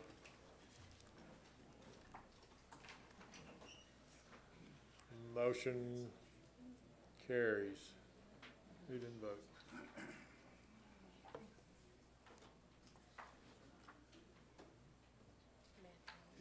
Huh? Oh, okay. All right. That's got it. All right. Helen? The two zoning change requests here were postponed at the last meeting, and the first zoning change request was to rezone from I2 to A2 and A2 to A4. And we were informed by the petitioner that the original request to rezone to A4 is proposed to be amended to A3. And the request to rezone to A3 is basically to submit, as you can see, is to develop the site with a single-family residential development of 25 lots. And it was originally submitted for 46 lots. It was reduced to 25 lots. As shown on the plan, different lot sizes are proposed to be provided according to the location and configuration of the site. The design of the site takes into consideration the existing wetlands and the required detention of the soap and tallow directly abutting the site to the south. I distributed a revised plan from the one that was sent to you in the mail, and I'd just like to point out the differences between the two. If you look at lots number 1, 2, 3, 22, 23, 24, and 25, which is at the entrance of the subdivision, they've been, the size, the width of it have been enlarged. And if you look at lots 15, 16, and 17, the wetlands have been included as part of those 3 lots. At this time, staff would like to recommend approval of the requested amended zoning change to A3 and recommend approval of the new plan for the PUD, the Willows. Thank you. Okay, thank you, Ms. Lambert. All right, two in the audience, Henry, you wish to speak? Thank you, Mr. Doherty and the Commission. My name is Henry Billiot. I'm the petitioner. Just to give you an idea of the location of the property, it's approximately 6/10 of a mile west of Hannon High School on 1085, directly adjacent to the Willow Bend subdivision. Kind of a little bit of a history about it. As Ms. Lambert said, last time we came in with an A4 request, which I think was 46 lots. We had some concerns, or the neighbors had some concerns, which I think I've done my best to address. We intended to drop it down to A3, which is the same zoning as Willow Bend has. The current zoning west of the property and directly adjacent to the property is the Willow Bend subdivision. It's zoned A3. To the north of the property, and I believe to the east of the property, is zoned I2, industrial. I'm proposing changing the A2, south of the creek is also zoned A2. I'm proposing changing the A2 and the I2 to A3 with the PUD overlay so that I can get the necessary 25 lots. If you look at the property, it's not exactly rectangular, so you can't really fit rectangular lots, let's say. A big issue with this project was the entrance. The proposed entrance is to this parcel would be approximately 300 feet up Willow Bend Drive, which is a public road. There's an existing 60-foot right-of-way directly adjacent to Willow Bend where you would think I would be able to get in and out, but if I did that, I would have cars turning into one another as they came out. And I don't really think that either the parish or the state would give me a permit to do that. The objective is to create upscale housing with a starting price range of approximately $250,000 to $270,000 and eventually move over the $400,000 mark. Unlike many other subdivisions, my intention is to keep the trees as opposed to going in and clear cutting. The only thing I'm going to cut is the right-of-way. When people come in to buy lots, they'll be able to keep the trees they want on the property, and I am the builder. So I don't intend to sell the lots to anyone else. There's passive recreation on the site. There's a walking path with exercising stations along the way. There's an active recreation area that would be available to Willow Bend. It would be a soccer field. The construction materials would be at a minimum similar to Willow Bend and probably more upscale. These are smaller lots that'll have to come off as very, very nice, and that's what I intend them to do. The covenant restrictions, myself and Mr. Bode have met and talked a number of times since the last meeting, and it's going, in my opinion, it's going very well. He's given me his neighbors' concerns, and I think they're valid, and I think they need to be addressed. And I think we have to this point. This is a zoning meeting, so there's certain things I can commit to and certain things I can't until we get a little further along. We've met with a home designer to try to pick out some designs. We've met with the engineer who I have here with us, who's willing to answer any questions they have.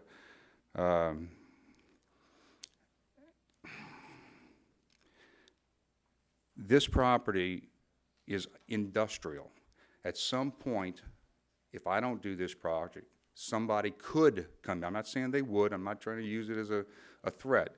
But the property is going to be sold at some point, if I don't do the project, to someone else. And I can't promise you that you're not going to have industrial uses next to the neighborhood. I want to do the right thing here. I want to do something that's nice. I want to do something that's not been done before in terms of clear cutting. I'm a landscape architect. I want to keep the trees. I want to make things nice. So I'm asking that that you change the zoning from the A2 and the I2 to A3 overall. And I'll answer any more questions y'all have. Thank you, Mr. Bouillot. Let's see if anyone else wishes to speak for this. Anyone wish to speak against? Yes, sir. Come forward, state your name, please. Thank you, Mr. Chairman. My name's Chris Baudet. I'm with the Willow Bend Owners Association. I represent the folks that are here in green. We are, as Mr. Henry said, we have been working with him, or at least trying to find a way that he can put the project in that he's asking for or go for his rezoning. It rubs us wrong. It rubs us wrong for many reasons. First and foremost is that entranceway. That entranceway is Willow Bend. It is a parish road. Our developer dedicated the 92 feet in width to the parish. That is greater than the normal 60-foot width that the parish used to accept. So we have no buffer between us and what would be naturally his entranceway, that 60 feet that he spoke of. The parish has never allowed, that I can think of, and other neighborhoods that I've looked at and other people I've talked to, a non-throughway roadway to be used as access for another subdivision. And this is what he's asking you to do. Yes, we are zoned A3, but we have 30,000 square foot lots. We're 3/4 of an acre lots. We have our building minimums of 2,400 square feet and 400 square foot garages. The things that Henry is presenting is with that A3 PUD, he has lots that are as small as 9,000 square feet, thereabouts, and go up to 18,000 square feet. Of all of his 25 lots put together, the average square footage is 15,000 square feet. That's half of what our minimums are. And he's right, we did work on what he might like to put on those lots as far as minimum square footage for living. He assigns different square footages to each size and type lot. In doing that, he comes up, when you average them all together, they range from 1,600 square feet to 2,200 square foot minimums. When averaged out, that comes out to some 1,750 square feet per lot, per home per lot, which once again is much smaller than what we have. The property that's to the south of that he spoke of, that's A2, that is the Bootlegger Run subdivision. There's only 2 streets that go in there. They have 9 homes, 5 on Still Court, 4 on Kettle Court. And they're on acreage. They're zoned A2. They're at least a minimum of 1 acre of land under each one of them, and some of them have 4 to 6 acres under them. They're used to having a good bit of land there. They are concerned about drainage. They are concerned about property values. We're concerned about property values. It seems that with these smaller lots, and there are none of this size anywhere in the area, that this could bring down our home values. Just affecting our home values by $2 a square foot could mean some $5,000 to $10,000 hit that a homeowner would take. And over our whole neighborhood of 70 lots, that could affect us by $500,000. If it were to drop $4 a square foot, that's $1 million you've affected our neighborhood by him coming in with something that's less than what we currently have. As I mentioned before, it's unprecedented doing this in the parish. Our subdivisions are traditionally not interconnected. This isn't Metairie. You can't drive from one subdivision to another on connecting roadways. As I said, although this is a parish road, it is a dead-end road. It's named for Willow Bend subdivision, Willow Bend Drive. By him wanting to name his subdivision the Willows, he's attaching onto our property values and something that we're not interested in having. There are other ways into that property that could be explored. That industrial park, there are 2 lots that are available right now that if he was willing to purchase them or purchase some of the land off of that, he could gain another entrance off to the furthest east side of his property. But that's more expense for him than coming in through our road. And please forgive me for calling it our road. It's a parish road, but it's unique to our subdivision right now. Excuse me, I want to look at some other notes. On his property, those 17 acres, 4 acres of it is wetlands. Yes, he is going to have to mitigate them, but it's unusable land. And that's being used in the calculations for him to be able to figure the A3 calculation and then with the PUD to allow for those 25 lots. If this is something that was forced upon us for them to come in our entryway, we would hope that the zoning commission would look at it to be more of a phase 3 of Willow Bend, even though we're not looking for a phase 3, that would have similar size lots. That would be some 10 to 12 lots he could put in there. He could hit the property values that we have been experiencing. He's talking about the low end of his property starting maybe at $250,000 going up to $400,000. Our low end properties just sold at $390,000. And that's for the smallest home in our subdivision. And they go on up to $800,000. These are not going to be similar.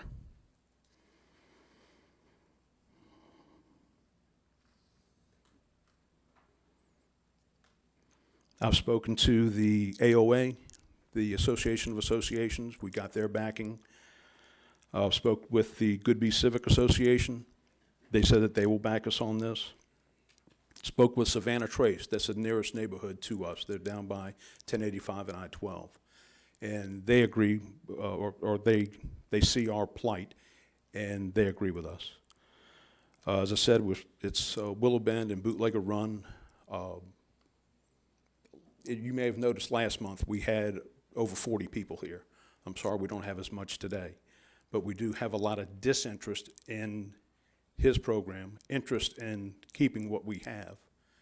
And we're asking that you do not change the zoning or do not allow him to put that PUD overlay, which makes for a higher density than what we have. As he mentioned about that industrial area, what could go back there, I have FedEx in my backyard. I am adjoined that land that FedEx is on. We didn't complain. We knew what it was when we bought in there. It was I-2 land. The land that is behind our first 5 lots that would adjoin Bill Yacht's project here, all of that is A2 land. They knew it when they bought. They assumed it was going to stay A2 just like Bootlegger Run next to it. There's only 45 feet of Henry's I-2 that adjoins our subdivision.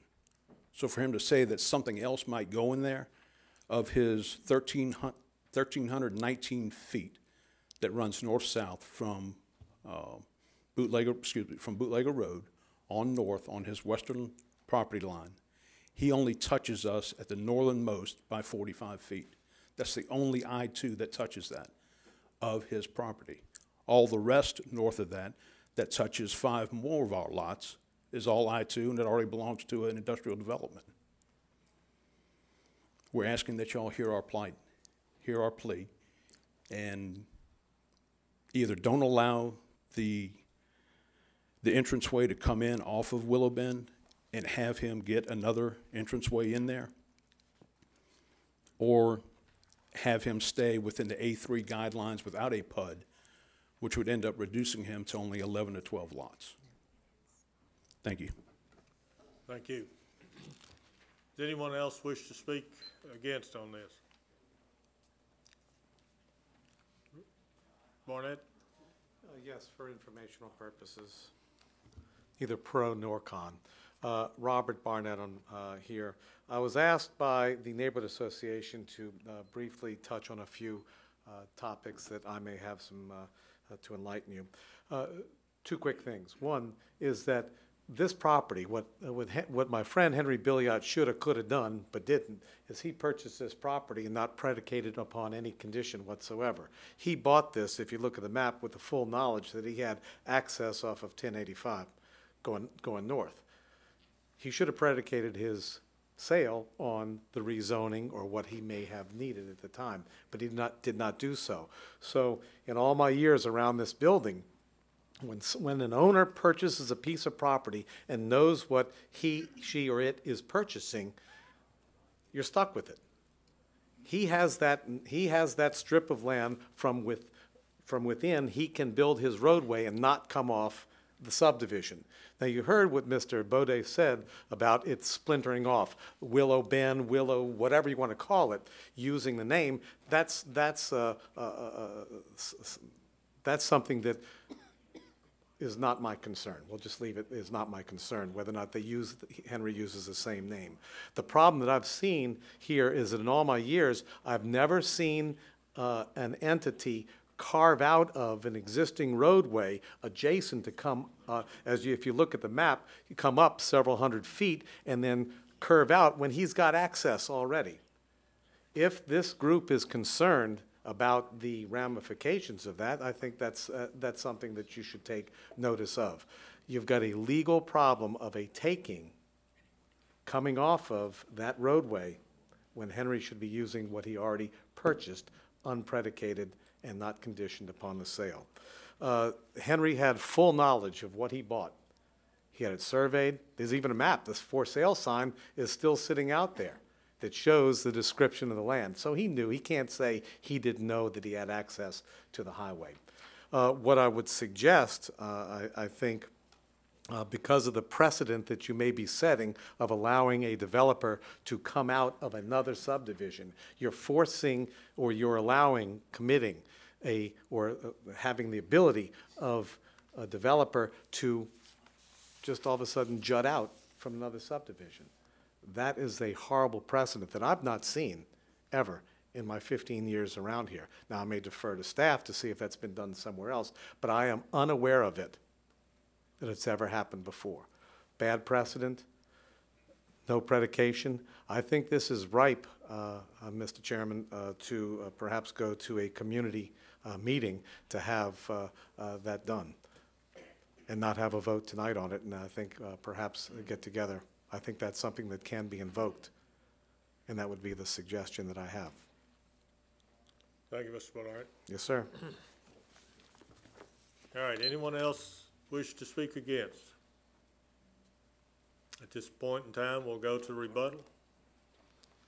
Mr. Billiot. Well, there's a number of issues there that I guess we need to address. As my friend, Mr. Barnett, said, I absolutely knew what I was buying when I bought it. I checked to see if there was an option for me to use that entrance. I checked, and the opinion was no. Now, I absolutely knew when I bought it. He's right, okay? As far as square footage values, let's just talk about values for a second. I had a broker's opinion done. They estimated that the living area for a single-family house there would be $161 a foot, okay?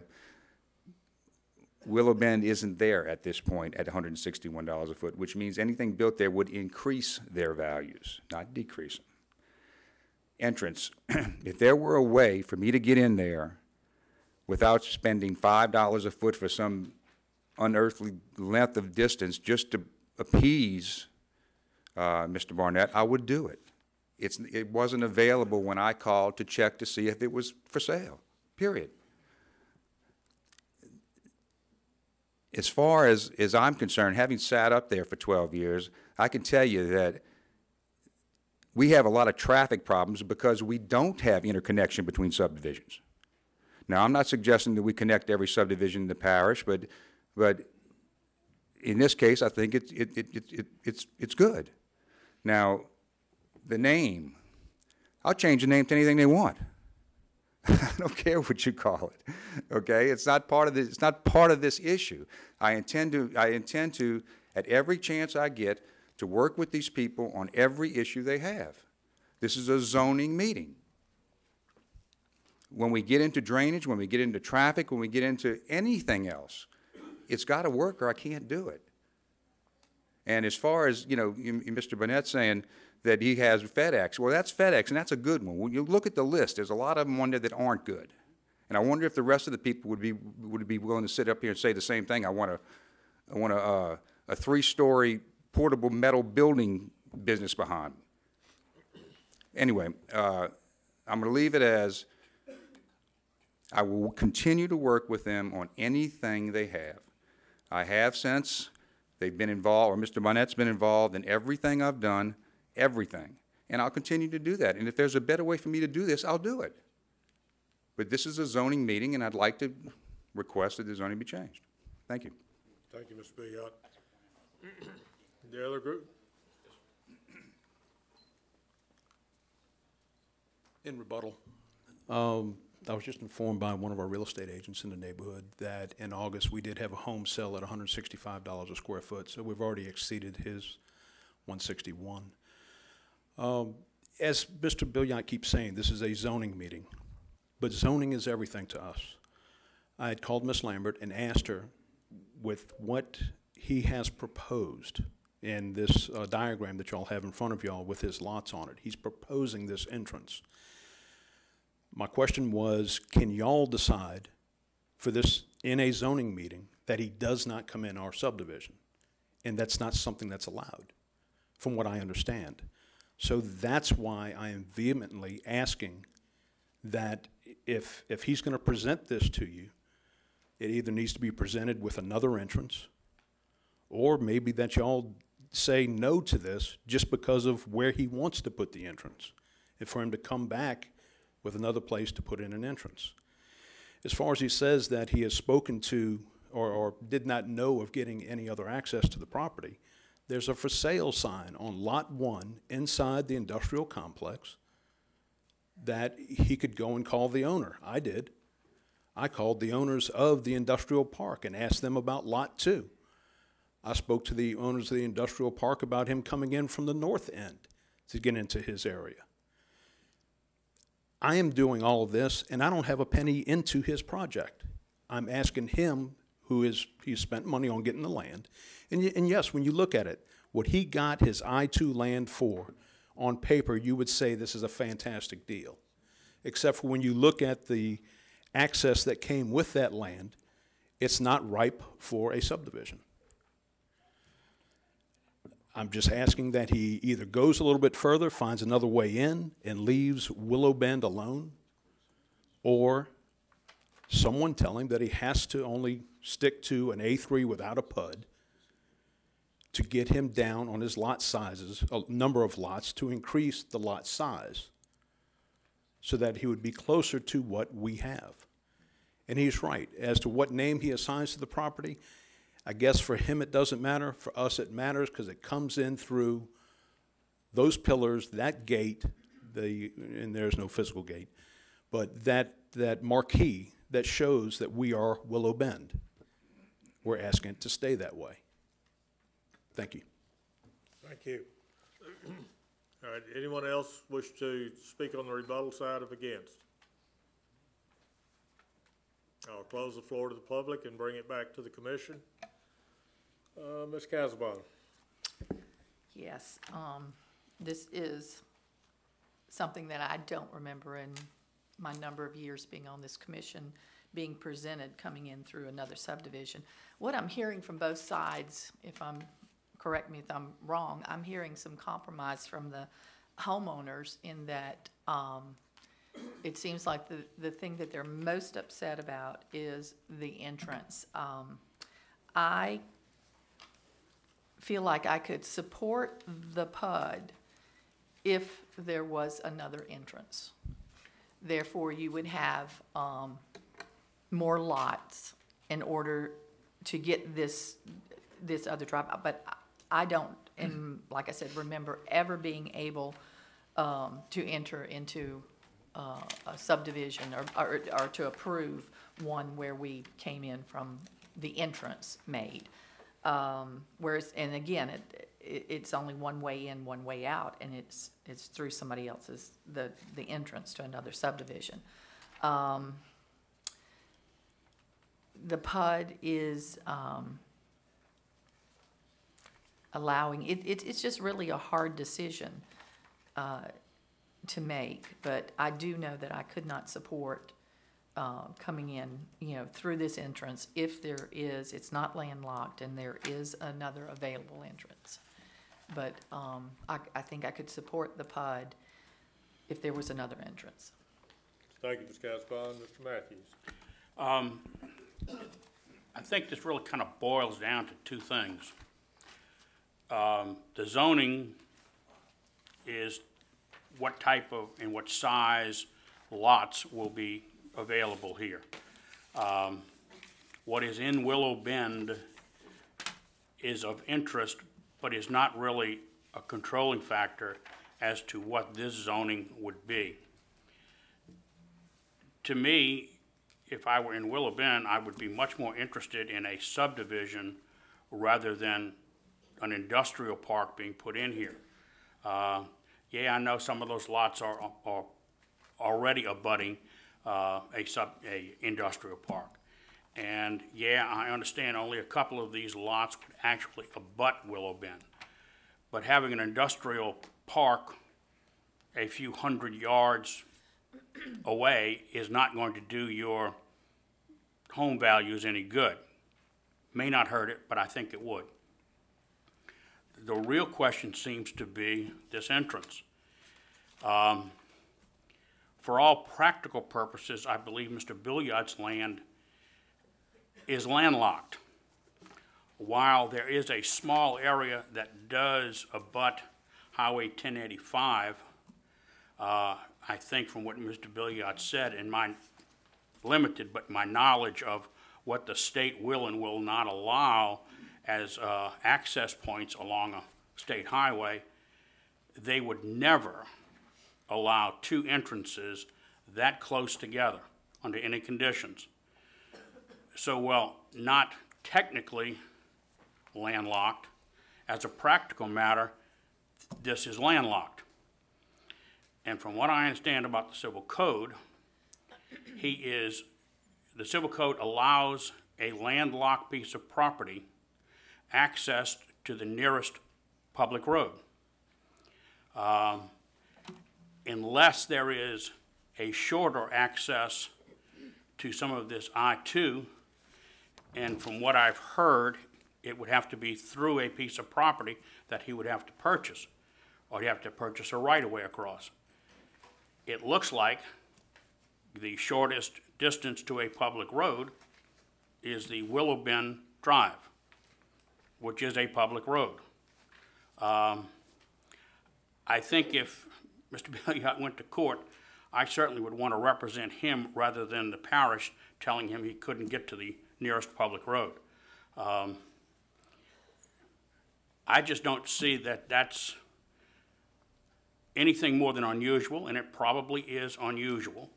I don't know whether we have any subdivisions that access through other subdivisions or not. But if we don't, well, this may be the first one. I think this is a subdivision that makes some sense. It does what PUDs are supposed to do, have a variety of types of property. That's what we encourage. When we have people that want PUDs and they are cookie cutter lots, we want to tell them they can't do that, and this is what it is. I, for one, don't see a reason not to approve this. We have one other light on, and I will forego making a motion until Pug has his chance to talk, but I don't see any reason not to approve this. Mr. Lord. Okay. I don't know who the proper person to ask, Mr. Billiard, or maybe both of you. Do you have copies of Yes, sir. of this? Yes, sir. If you would look at it with me, as Mr. Matthews just mentioned, on the question of the access coming in off of Willow Bend, if you take the east side of that, you see the part that's labeled proposed green space? Yes? Yes. All right. And you see the west side of the entrance to Willow Bend Drive. Yes, sir. Is all of that contiguous? Do they butt against one another? Yes, sir. To get around this, would it be possible to have a community meeting or something of that sort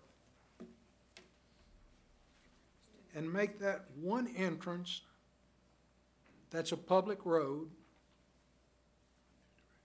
and put the entrance to Willow Bend at the point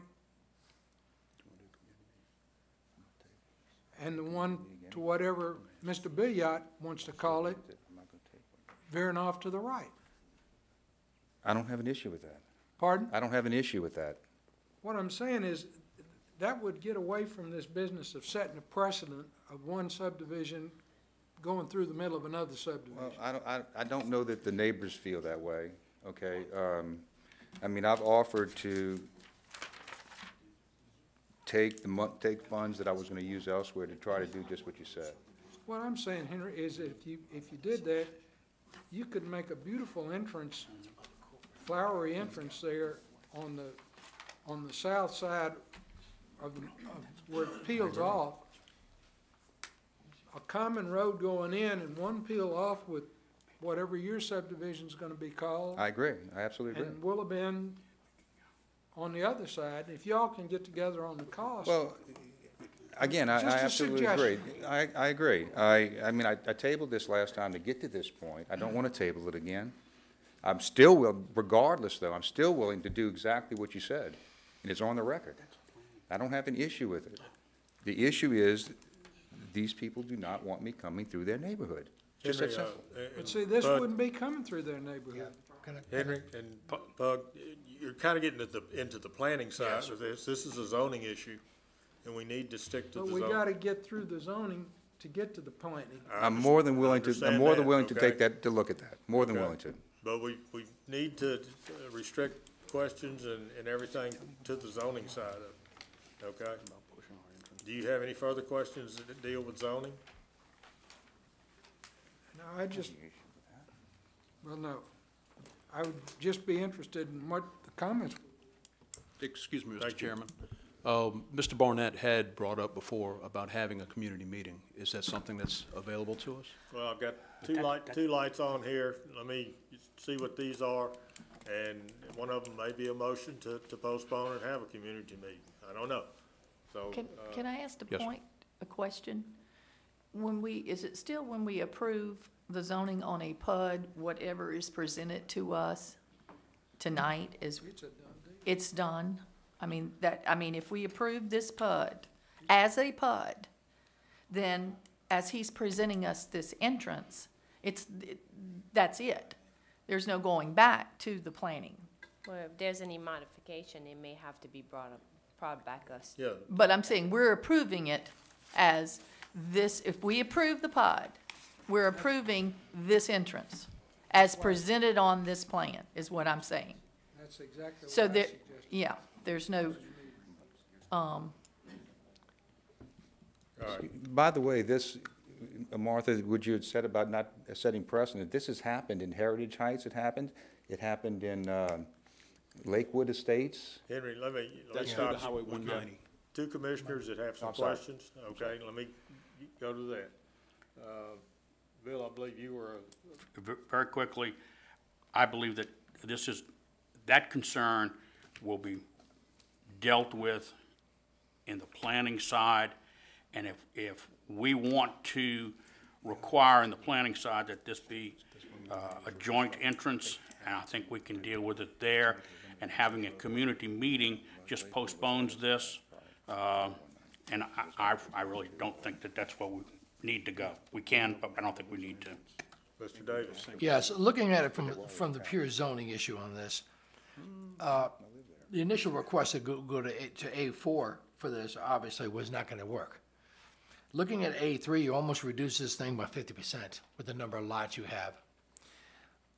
And as far as that public road issue, I could care less, and I'll tell you why. That is a public road. Is that correct? So, I mean, as far as that goes, that can be worked out in planning as well. You can always come back and do a PUD amendment to it and fix what you want. But as of right now, this can work. I don't have a problem with it, to be honest, you know? And they come up and say, well, this is our subdivision and stuff. That's a little presumptuous of you to say that, to be honest. Because this is a public road, so the parish owns the road, period. I agree to that. And there are I have seen other facilities that do spin off of other subdivision entrances. I can't name them right offhand, but I definitely have seen some for this. So I don't see why the issue is that combative on this nature. I'll make a motion to approve.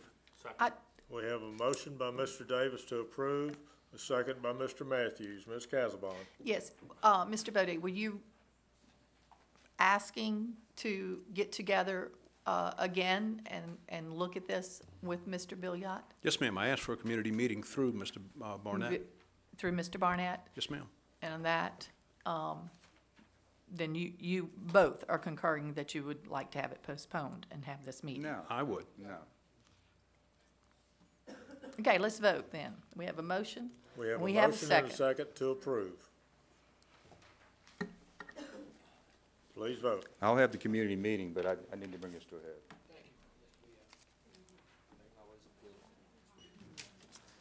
We have 6 yeas, 3 nays, so motion carries to change the zoning to A3. Now this is on, zoning case 1411-100. Okay, we've heard the discussion on both, 100 and 101. All right, so we need to have another motion on 101, which is zoning case 14-11-101, existing zonings I2 industrial and A2 suburban, proposed zonings A4 residential district at 17.04 acres. Petitioner's Henry Billiot, the owner's Rear LLC, parcel located on the north side of Louisiana 1085, east of Willow Bend Drive, west of Steel Court, Ward 1, District 3. Now, we've had all the discussion on these, and we heard the staff report together. Mr. Chairman? Yes, sir. I believe the zoning request is not A4, but to A3. That's correct. That's correct. That I was it. so move. Okay, we have a motion by Mr. Matthews to change this to A3. Do I have a second? Second by Mr. Davis. Ms. Casabon? Please vote.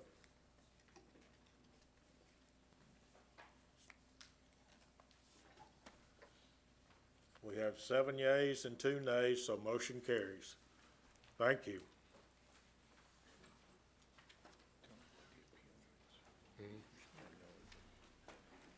Okay. Now, I think Mr. Billiot and the other gentleman agreed to have a community meeting. You can still have the community meeting. All right, next item is item 7, zoning case 14-11-102. Existing zonings A3, proposed zonings A4A, single-family residential district. It's 4.89 acres. The petitioner is Dennis Young. The owner is David P. Miller and Denise Young, parcel located on the north side of LeBar Street, west of Albert Street, east of Adeline Street, being a portion of Square 257, Town of Mandeville subdivision, Ward 4, District 7. Staff? Yes, Mr. Chairman, and the petitioner would like to request to hear case ZC 14-12-107 at the same time and voted separately because it's two squares and they're side by side. 107. Okay. So the staff is asking to hear zoning case 14-12-107 and 102 together, but vote separately. So moved. Moved by Mr. Matthews, seconded by Mr. Davis. All right. Who seconded? Randolph, I'm sorry. Please vote. Motion carries to hear together and vote separately. Staff? The first case, DC 14-11-102, as it was postponed at the last meeting, it is requested to be changed from A3 to A4A. 2025 future land use plan calls for the area to be developed with residential uses. Staff sees no compelling reason to increase the density to A4A. However, would not object to a rezoning to A4. The next case is to rezone to A4. Staff is recommending denial because if you look at the case just on its own, basically it would be, it's surrounded by the A3 and it would be spot zoning. However, staff considers that, if the two squares are looked at side by side, it's worth it to look at rezoning to A4.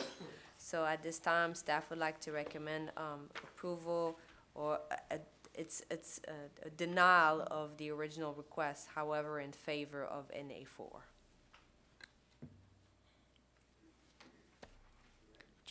Please come forward, speak on behalf. Good morning, gentlemen, ladies. It's not Mr. Doherty anymore. It's Mr. Manella. Fellow commissioners, Bill McGee, the law firm of McGee, Zerang, and Richardson. We've had the privilege of being before you. This will be our third time. We started off back in September with the original square, I think was 242, which was a 6.2 acre square. We came back in November with the 257 square, which is also A3 to an A4. Now, I want to make clear on the record tonight that our request for both of these squares is A4.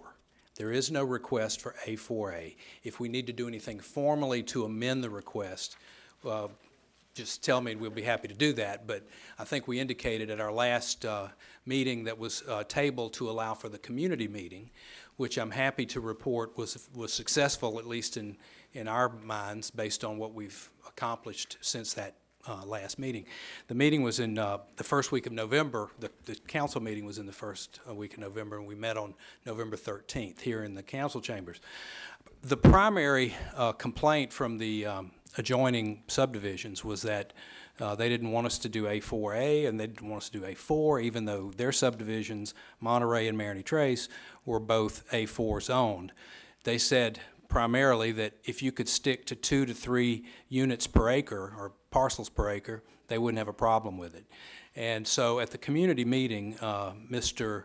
Groby and Ms. O'Brien were present, as were the representatives from the two subdivisions and individuals from the neighborhood. And we met, and Mr. Lape is here. He's the attorney for Maroney Trace. And I have a letter here from Mr. Charles Sutton, who is the attorney for Monterey subdivision. And we've agreed in principle to, actually not in principle, we put it in writing and agreed to it, that we would do two things that they requested. And that was that we will enter into a formalized written agreement between the respective subdivision property owners associations, that we would limit the size of the density to 2.7 homes per acre. We wouldn't exceed 2.7 homes per acre. And we would also, under no circumstances would we attempt to link any public roads in connection with future development of this property that would result in new ingress or egress from the existing subdivisions, Maroney Trace and Monterey. So I don't want to belabor this. I have the correspondence from Mr. Lapin. He can get up and explain his position. I have the letter from Mr. Sutton that says if we agree to do that, which we have, that there would be no opposition to the approval. And I'll just limit my time. I'll save the rest of my time for any rebuttal. Thank you, Mr. McGee. Thank you. Anyone else wish to speak in favor? All right, we'll go to the other side. Anyone wish to speak against? Good evening. My name is Trey Lape. As Mr. McGee said, I represent the Maroney Trace Property Owners Association. The hour being late, no needing to belabor this, I represent approximately 161 home sites that abut the proposed rezoning section, and based upon the contractual concessions that the developers made, we have no opposition to his request under either zoning case. Thank you. Thank you. Do you wish to speak? No, sir. I agree with everything Mr. Lape has said. Okay.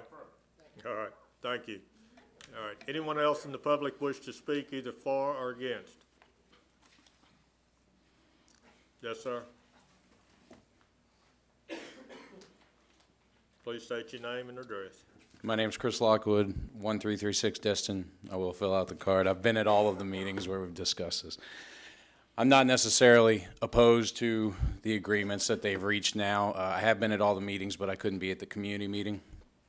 I'm not a member of Maroney Trace or Monterey, but I would like to thank all the people that have put in a lot of work from those communities.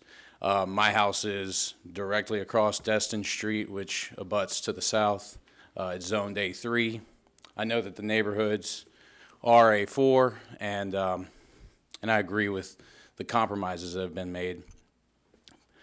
But they don't represent everyone in the area, and there are homes that are zoned A3. My wife and I just purchased the property, and we're expecting our first child in just a few days, so I'm actually kind of nervous. And we loved the character of the home. You know, she grew up just on the other side of Florida Street on Monroe and wanted to be as close to home as possible, and I wanted to be in the country. And we kind of found that with this property. I just want to kind of verbally, officially say that I appreciate the commitment that they're going to make with the homeowners associations. Being an independent, I'd like to be included in that as well, because from what I understand, should there be some disagreement or violation, it would take legal action to you know, have recourse, and I don't want to be caught in the middle without that possibility. Okay, you'll need to work that out with them. I understand.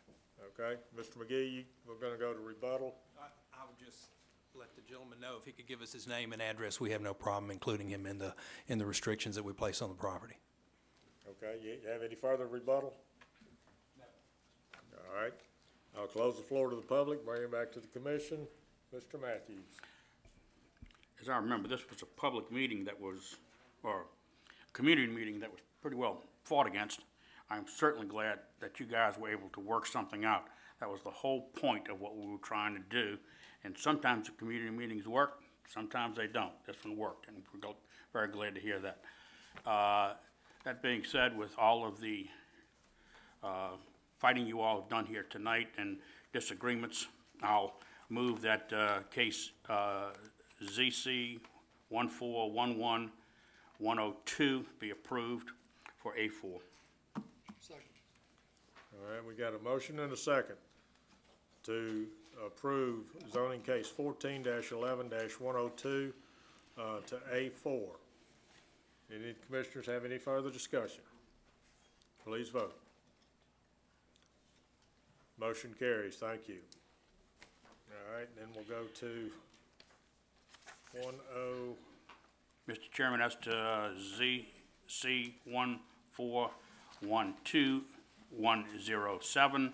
I also move to approve that to A4. Okay, we got a motion to approve zoning case 14-12-107. We have a motion. Do we have a second? Second. Mr. Davis. This particular case is, existing zoning is A3. The proposed zoning was A4 at 6.2 acres. The petitioner, David P. Miller and Denise Miller Young, I'm sorry. The owner is David Miller and Denise Miller Young.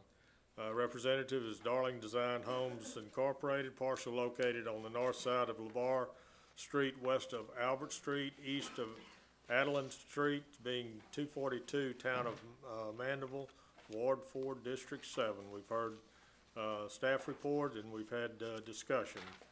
So, Mr. Matthews, you had a motion and then we have a second, right?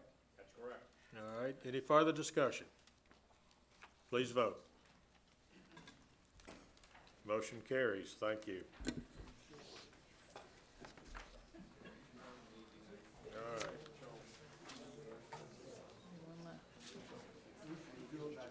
Let's see, item 10 and 11 have been postponed. So the next item up is item 12, zoning case 14-12-106. Existing zoning's A4A, single-family residential. Proposed zoning is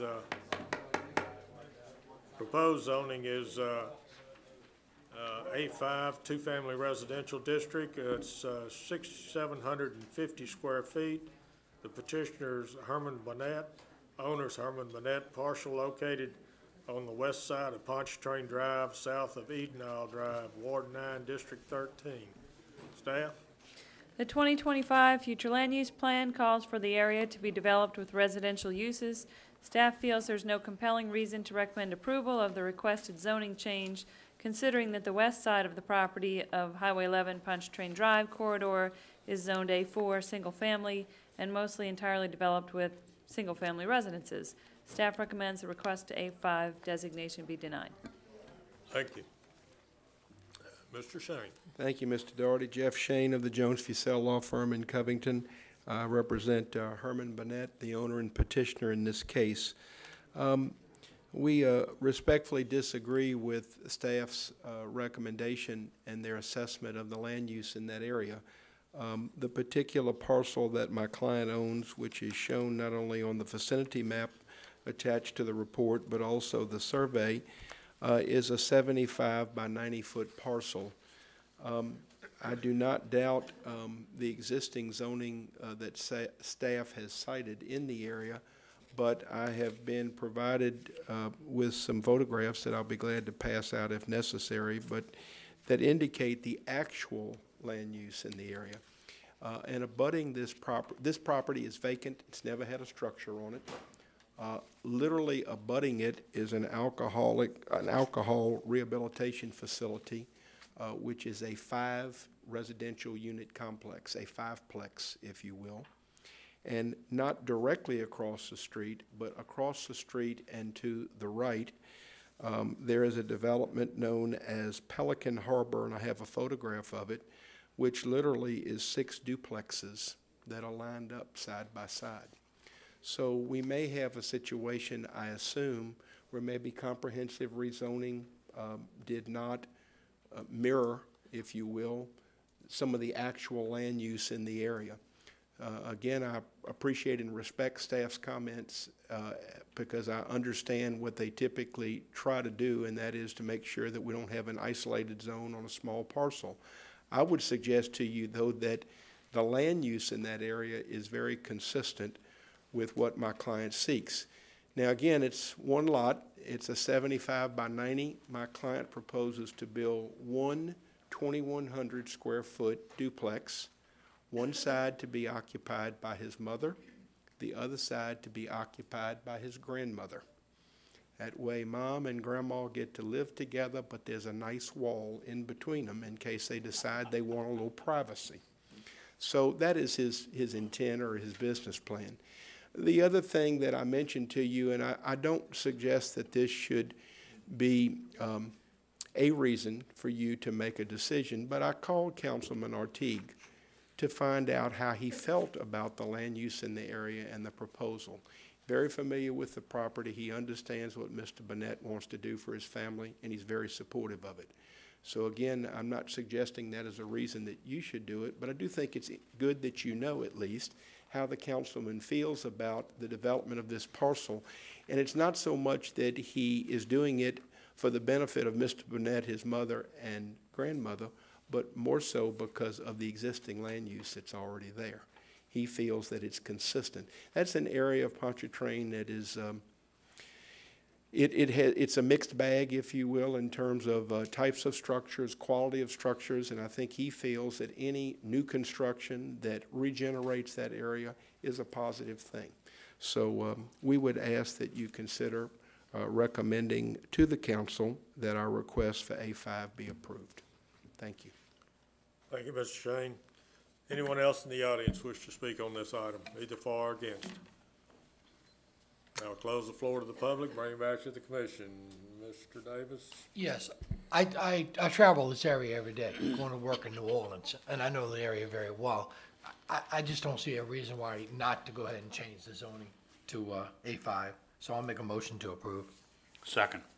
We have a motion by Mr. Davis to approve changing the zoning to A5 and a second by Mr. Matthews. Any further discussion? Please vote. Motion carries 9-0. Thank you. We have any old business? Any new business? We have a motion to adjourn. One short item. I want the commission to know that I appreciate the extra time that was provided tonight in the Logan's Trace case. I've been doing this for a while, as I know you have as well, but I think your discretion in allowing both sides to present a lot of things. We had worked hard with them, and that was a good example of, I think, having a few extra minutes made everyone's job in the room a lot easier. So I talked to Mr. Kaplinger about that, and I told him that I was going to thank you on behalf of all of us. Thank you.